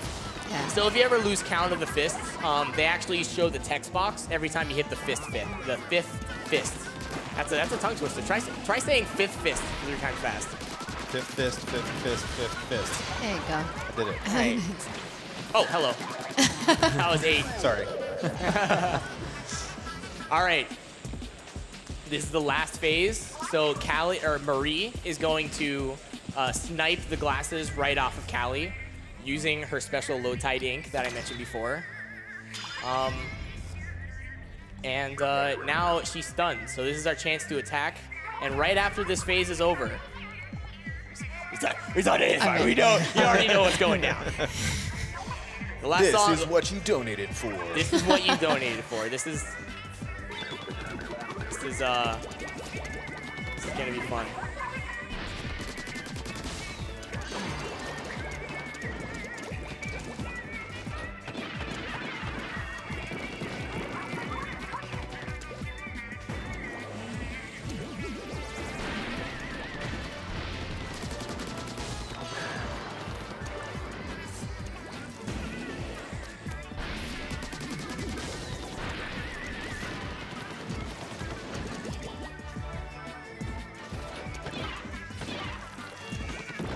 Man, I'm already jamming.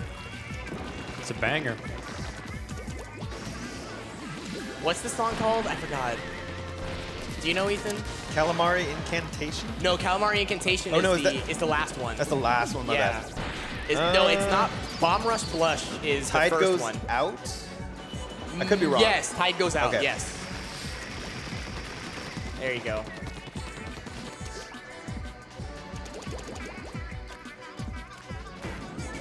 Nice spin move. He wasn't expecting that one. All right, that was number 5. There you go, big boy.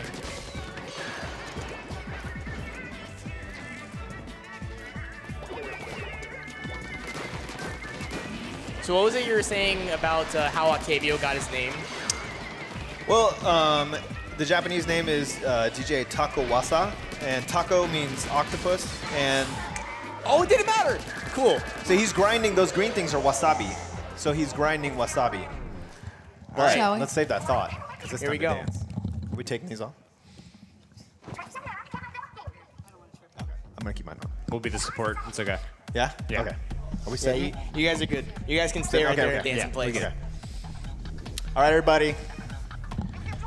Let's feel it. Get on your feet if you feel like it.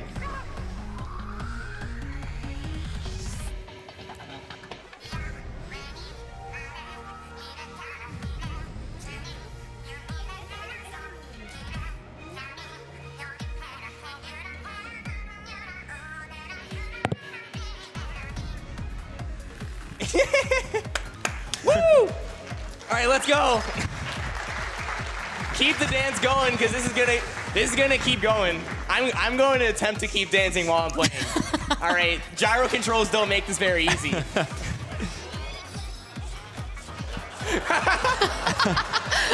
Don't stare too hard at the screen. No, I already missed the fist.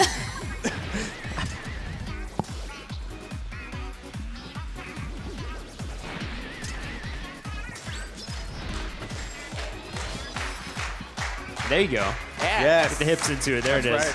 Right. There's another one. All right.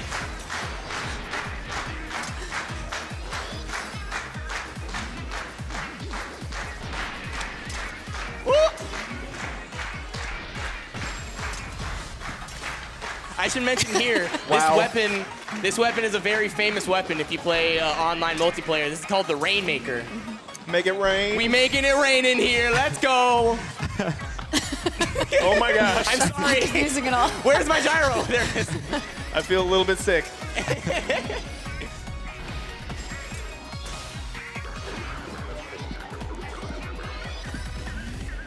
All right, we're almost done. I think that was 5. 6. Oh.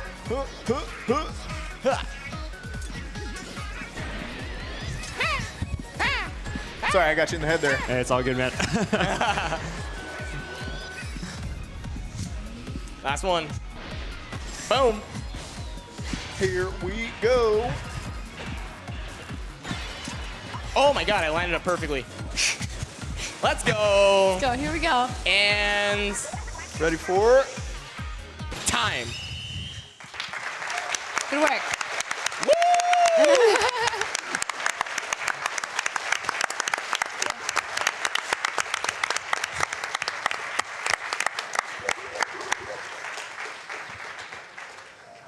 Looks like final time was 1:40.06. I was above estimate. I'm a failure. by 0.06 of a second. Is that right? It was by 6 seconds. Oh, 6 seconds. My bad. 6.7 seconds. 6.7. But still, you know what? I'd rather have a run that goes perfectly to estimate that's fun Yeah. than a run that's just like, I'm way better than my estimate. That's right? Because that's how schedules work. You know, you got to make sure the GDQ staff is super nice happy and with on you right time. now. Oh, yeah. They're Staff really is like, pleased. I'm going to get this guy back. Awesome. So any last-minute donations while the credits run, go ahead and slide those out. Absolutely. We have $30 from the Stoic Jester. Loved the Death Warp on that auto-scroller. Shout out to my sister Gwen. Let's play some Salmon Run later. Heck yeah. Hoku donates $25. It's my first time donating, and I'm happy to do it during Splatoon 2's run, the woomiest run ever. Thanks to everyone that makes AGDQ happen. We have $50 from Space Cow. I know next to nothing about this game. Same, also. But this is a really fun run to watch. You da squid, kid. You just squid. I love that. Shamsel donates $30. Splat the tentacles, splat the cancer.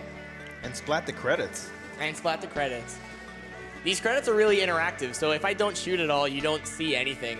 So the game is just like, please unlock my names. And it's just fun to shoot around. Keep going. Sorry. You're fine. We have $25 from Frill Shark. I'm ashamed to say that I totally forgot about AGDQ this year. When I got the Twitch notification, I thought, what is this, a hotfix? Before I realized it was really AGDQ.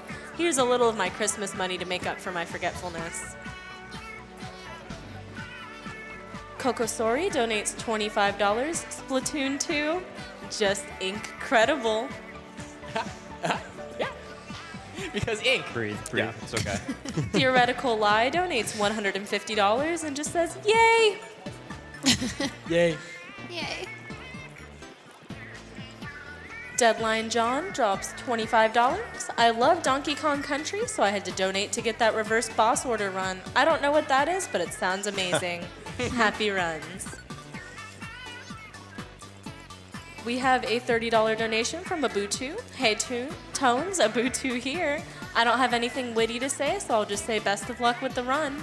It's Hi, been Abutu. great watching you practice and become so great at this game. This Thanks a donation lot. goes to Tones' Choice. Greetings from Canada. All right, so a couple shout outs while the credits roll. Anybody in the community who still runs the game or is thinking about running the game, feel free to check out the strats and look at the tutorial made by Moofish Get Out the Way. We hit a little roadblock as the community goes because Odyssey came out, and Odyssey is the best speed game that ever came out ever. But we're getting back into it. Hopefully this run will inspire a couple new runners who maybe say, hey, I've watched speedruns forever and I've never really done it myself, and here's my opportunity to do it. And of course, the person I have to thank the most is this man right here, Ethan, on my couch. Thank you so much. What's up, man? It's been awesome watching you all the way through Splatoon 1, coming through with Splatoon 2. Like I said, when devs make all these games that we see at this marathon, they're not necessarily thinking about speedrunners, and it's just so crazy to see what everybody comes up with, all the strats that you guys develop, as a community to push those times down. I love watching it. Yeah, and I think like a lot of people wonder why Nintendo games get like a lot of over-representation, I guess, in the speedrunning community. And it's because, well, first of all, they make really good games. And mostly it's because I think the developers just really know how to design a game to just make sure you play it in a fun way, but also enough that you can do whatever you want, really. And that's what really makes this game really great, is that it's accessible for everyone. And even if you don't speedrun it, you can really have a lot of fun. So I thank you all for watching. Thanks to my couch. Again, that is Ethan. You can find him E_Mr. right on Twitter. Bird650 also on Twitter. Bird60TV on Twitter. Yeah. And then Kung Fu Fruit Cup on Twitter. Again, I am TonesBalones, and thanks everyone.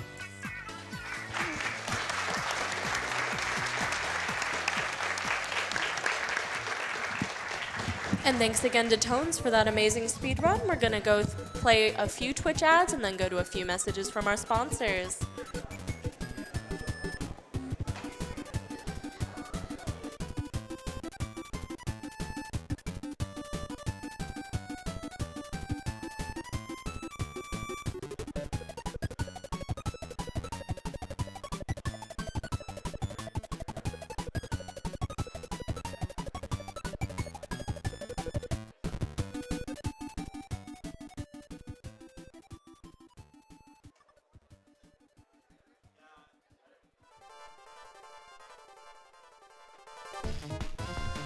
All right, and we're going to go to a few words from our sponsors. Thanks so much for watching and supporting the stream.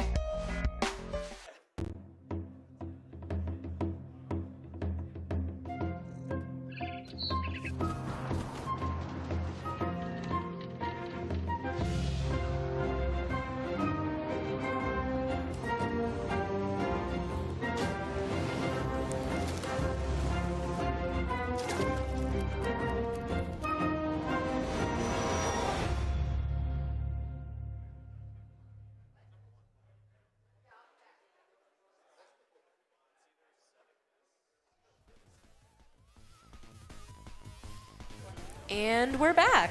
All right, I do have an anonymous $50 donation. Love the dance routine. Thanks for the smile. We have $30 from Matt Weibel. So excited for another GDQ. Loving the Splatoon 2 run. Keep up the good work. Woo me. We have, let me see here, $25 from Binary Cleric. Had to donate during one of my favorite Switch games. Stay fresh.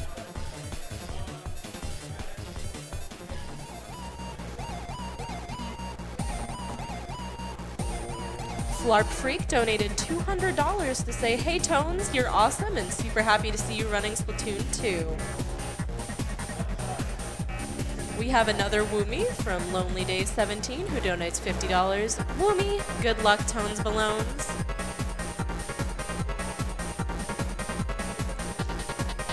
David TKI donates $25. Steal thy shovel and run Shovel Knight and Blaster Master Zero, please. Very thanks. I Am Not donates $150. To quote Mario Andretti, if everything seems under control, you're not going fast enough. Money goes to Don't Wear the Suit. We have a $20 anonymous donation. First time watching AGDQ, this is really cool and for a great cause. Matthew donates $150. I am terrible with messages. Here, just take my money. Thank you so much for your kind donation.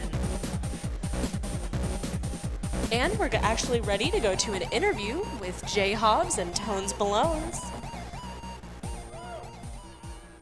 All right, thank you very much. I am joined here by the Splatoon 2 runner, rather. Yes. Too many twos in a row, you know? TonesBalones. TonesBalones. TonesBalones, yes.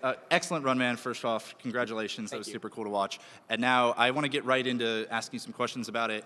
And the first thing I want to ask really is, now you ran Splatoon 1 as actually the opener, you know, in the past. And so did you really do anything different in terms of like preparations and stuff, or did it feel very similar to the last time? Right. You know? Specifically for this run. For this run, yeah.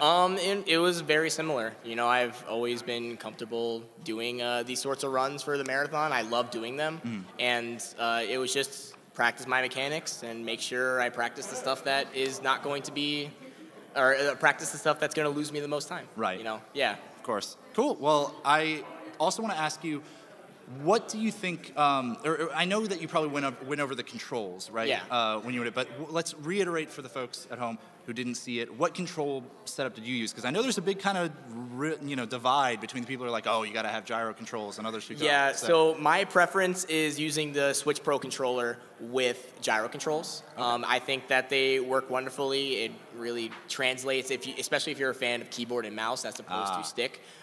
Because you get a little bit more refinement, according to some people. You know, I just grew to like it. I think you can be just as successful if you use stick controls, but you know, Nintendo gave us the gift.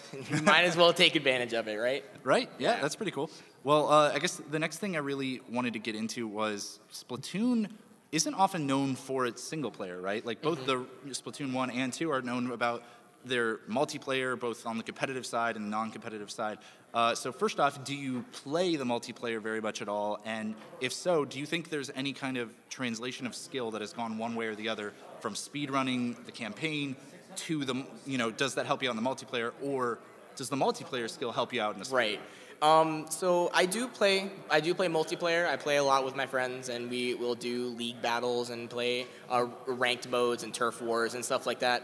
And I will say, just by speedrunning in general, you do acquire skills that translate directly to multiplayer, such as getting a feel for the aim and learning the weapons better, and of course getting better movement, because people sleep on how important movement is online. People are like, I gotta have perfect aim, but you gotta have perfect movement too. When it's all you're thinking about in the speed run, right? Yeah, like exactly. Really but part of having good movement in the speed run is also having good aim. So it all translates correctly. But I can definitely use more work in knowing objective control and all those other little intricacies that other people know big of a from deal doing in the it. campaign. Yeah, I'm just gonna slide around and aim at people, All right, cool. Well, I want to jump into some social media questions now because we got quite a few responses.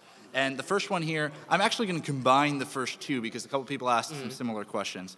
And so from Oasis the Dingo, I'm probably pronouncing that wrong, I'm sorry.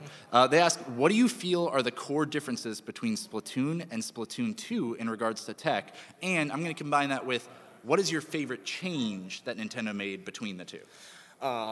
So the differences between tech has to be the fact that there's more weapons. That has to be it, right? Because in Splatoon 1, you only used the hero shot. It was only the splatter shot, nothing else. You didn't get any upgrades, none of that. In Splatoon 2, you have to learn 9 weapons. You have to learn the charger, you have to learn the roller, you have to learn the slosher. Every single weapon you have to use in the speedrun, you have to be proficient with it. Wow. So learning all that tech, it's literally 9 times harder, right? You have 9 more weapons. So that's the biggest change. And also, combining it to the other question, my favorite. I feel like Splatoon got optimized too quickly for its own good. I felt like I was just grinding it out, only saving a couple seconds per run. But in this game, I still have so much more potential because it's longer and I have more skill to tighten up. There's so much more to the game that I'm going to spend more time on it because I want to push the time down more. It's a little bit of a higher skill ceiling, at least at the moment, kind of. Right. Yeah, it's higher skill ceiling and definitely a higher skill floor. Yeah, okay. It's a lot harder of a run to get into, mainly because of its length and because of changes to make the AI harder and stuff like that. All right, cool. Well, we're going to keep that theme going with mechanics as we go into the next Twitter question here, which is from @ZDarlight1564. They ask, if you could make a change to one mechanic in Splatoon 2 to make the speed run better specifically, what would you change? Don't make the boss fight RNG. That's a pretty popular one, I would imagine. That's really the only complaint I have about the game. A minute is way too much. As someone who lost a lot of time to boss RNG in my run, I'd have to know what I'm talking about. I'd have to agree with you on that one, man, for sure. All right, cool. Well, we got another question here from @VikingGamesLive, who asked, we know where you stand on Callie versus Marie, but what about Pearl versus Marina? Pearl versus Marina, I love the character design of Marina so much. Her background is interesting. It's something we've never seen before. We've never seen an Octarian be represented in the Splatoon lore at all in a positive light. But Pearl always has the good Splatfest choices. So I've never lost by choosing whatever Pearl's team was. So. Well, there you go. Yeah. Proof is in the pudding, right? Yeah. All right, well, let's get into our final social media question right now, which comes from EJ Orengi. I probably, again, mispronounced that. I'm sorry. Who asked, what advice do you have for people who are wanting to get into the speed community for Splatoon? Any beginner's advice you can provide? You touched on this a little bit. It's very hard to get into at the beginning. So right. It is really hard to get into the beginning to, get consistent, I guess. But it's really easy just to do. You already have the game. You already have single player available. You just jump in and start doing stuff. I would highly recommend that you start doing ILs first, because if you do ILs, you can submit it to the leaderboard. You don't have to have a capture card or any expensive equipment. You just have to submit the screenshot, which you can take via the Switch itself. The capture You mode. can just instantly capture it, and it's fine. And just for people who don't know, ILs in this situation, we're talking about individual level, time attack. Yeah, because as I talked about in the run, the game has in-game timer, so excellent. That's all you need. But as for if you want to join any speedrun community, it's always the same. You just go in, you get familiarized with the people in the community, and Ask the right questions. You ask the right questions. That's the most important part. You have to ask the right questions. You know, no one's gonna baby you over the small things. Right. You know, if you want to ask how the big things work, you gotta put in effort so that you know what to learn. You know, that's what you need. Well, cool, man. Thanks for hanging out with me, Tones. Absolutely. Always a pleasure. Now, I do want to shift focus a little bit because it wouldn't be a GDQ interview without talking about prizes. Prizes? Where did you come from? Don't worry about it. It's confusing back there. All right. Anyways, welcome, Sent. What's up, man? How you doing? That's great to be here, J-Hobbs. Really enjoying it. All right. Well, I thought I was gonna have to talk about him, but you take it away. What do we got, Sent? Always happy to do so. All right, so we got some really cool stuff here for you, J-Hobbs. So continuing on from the Splatoon 2 run we had. You know, Tones, I'm actually going to ask you a quick question. Yeah. You happen to know what this is? Yeah, that is Ethan just talked about what that is. That is a promotional piece that is only given out to certain people in Europe. Tones is a well-researched man, let me tell you guys. Yeah. So this is a Splatoon 2 vinyl, and it is incredibly rare. So far as I know, it was only given out to certain promotional outlets in Europe. I actually could not price this. I looked on Google, on Amazon, on eBay. As far as I know, no one has ever sold one of these things. It's just that rare and unique. We gotta get you on the History Channel, man. Start like selling some stuff in a pawn shop or something. That's what you sound like right now. Carry on, please. I will. So, you know, it's this beautiful vinyl disc. It's $25 for a chance to win it anytime between now and the end of Infamous, the next run. So, I mean, hey, you guys should definitely get those donations in as soon as you can. This is honestly pretty much a one-of-a-kind thing. You are not going to find this anywhere else. That looks amazing. Oh, it's certainly pretty great. All right, I do see something else, though. Oh, yeah, we definitely have something else pretty cool here. So, our good friends at Bethesda Softworks have donated a little Switch for us. Hey, cool. Yeah, that's pretty solid. It's a $35 minimum bid to enter between Infamous and the Skyrim run we'll be having a little later on. But, you know, it would be pretty boring if it was just a Switch, right, J-Hobbs? I mean, I think they're cool, but sure. we can do better, let me assure you. Okay. I set those a little too far off camera. Well, there, let's try that again. Prove it, okay? I want to see how you can do better. There we go. So it's not just a Switch, it is a custom art Skyrim Switch. The Switch itself, as well as both Joy-Cons, feature custom Skyrim-themed art depicting the dragon, a Nord, and of course the scene of the them together. It's really beautiful. Wow. Incredibly grateful to Bethesda for donating that to us. Again, it's $35 from now until the end of the Skyrim run a little later this afternoon. They also donated a lovely Skyrim strategy guide along with some iron-on patches and dog tags, and I believe that is a $10 minimum donation during the Skyrim run later today. So definitely get your donations in for those. And as always, guys, remember, head over to gamesdonequick.com. You'll find all this information and more on the tracker on the page, and you'll be able to donate right there, too. Well, excellent. Thanks a lot, Stent, for being here, as always. Always happy sure to be we'll here, be seeing Hobbs. more from you in the for the rest of the marathon. And yeah, thanks, everybody. And we'll be kicking it over for the infamous First Light run, which I'm really excited for.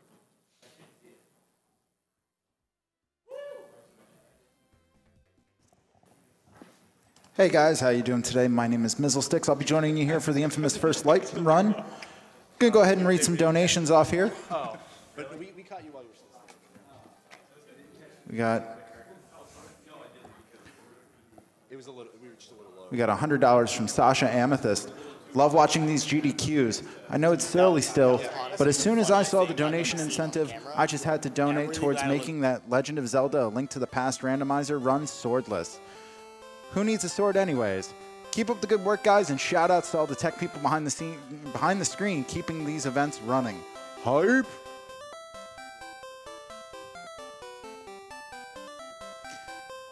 Got $15 from Oh No, It's a Bear 23. I just want to see the Invisible Hornet fight in Hollow Knight.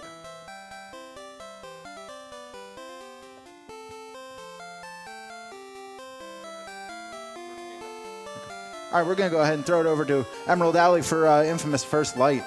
Take it away. Hi.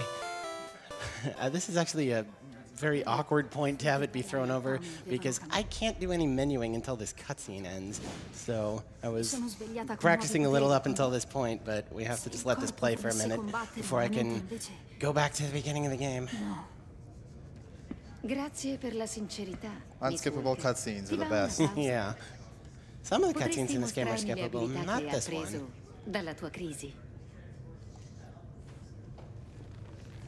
Well, just to let you know, I've got a donation from Zypher the Speedy, $10. Hey Ali, good luck with your speed run.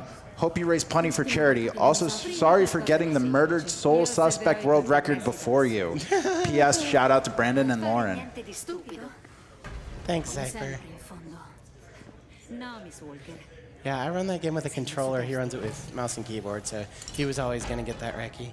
But he found a bunch of cool strats for that run that lowered my PV like 2 minutes. Okay, we almost have control of the character, and we can do some actual menuing and get back to the beginning of the game. It was either this or sit through the cutscene at the very beginning of the game, which is way longer. Yeah, all right, here we go. Now, this is why we have a save file at the beginning of the game. That, like, we can just load up this save file to reset runs and whatnot when you're doing your PB attempts. All right, so shall I count you in? All right, 5, 4, 3, 2, 1, go.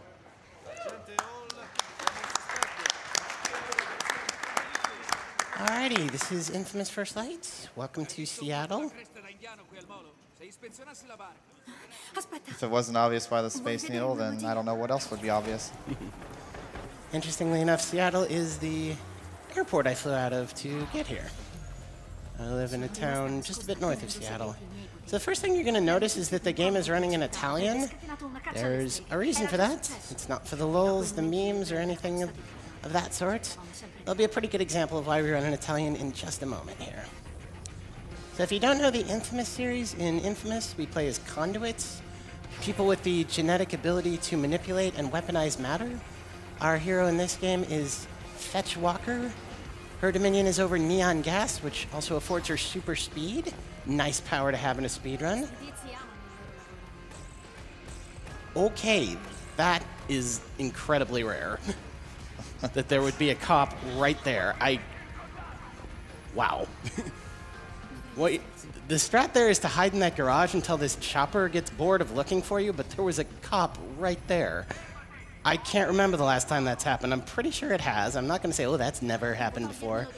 But I'm flying by the seat of my pants here. I don't know quite what to do right here.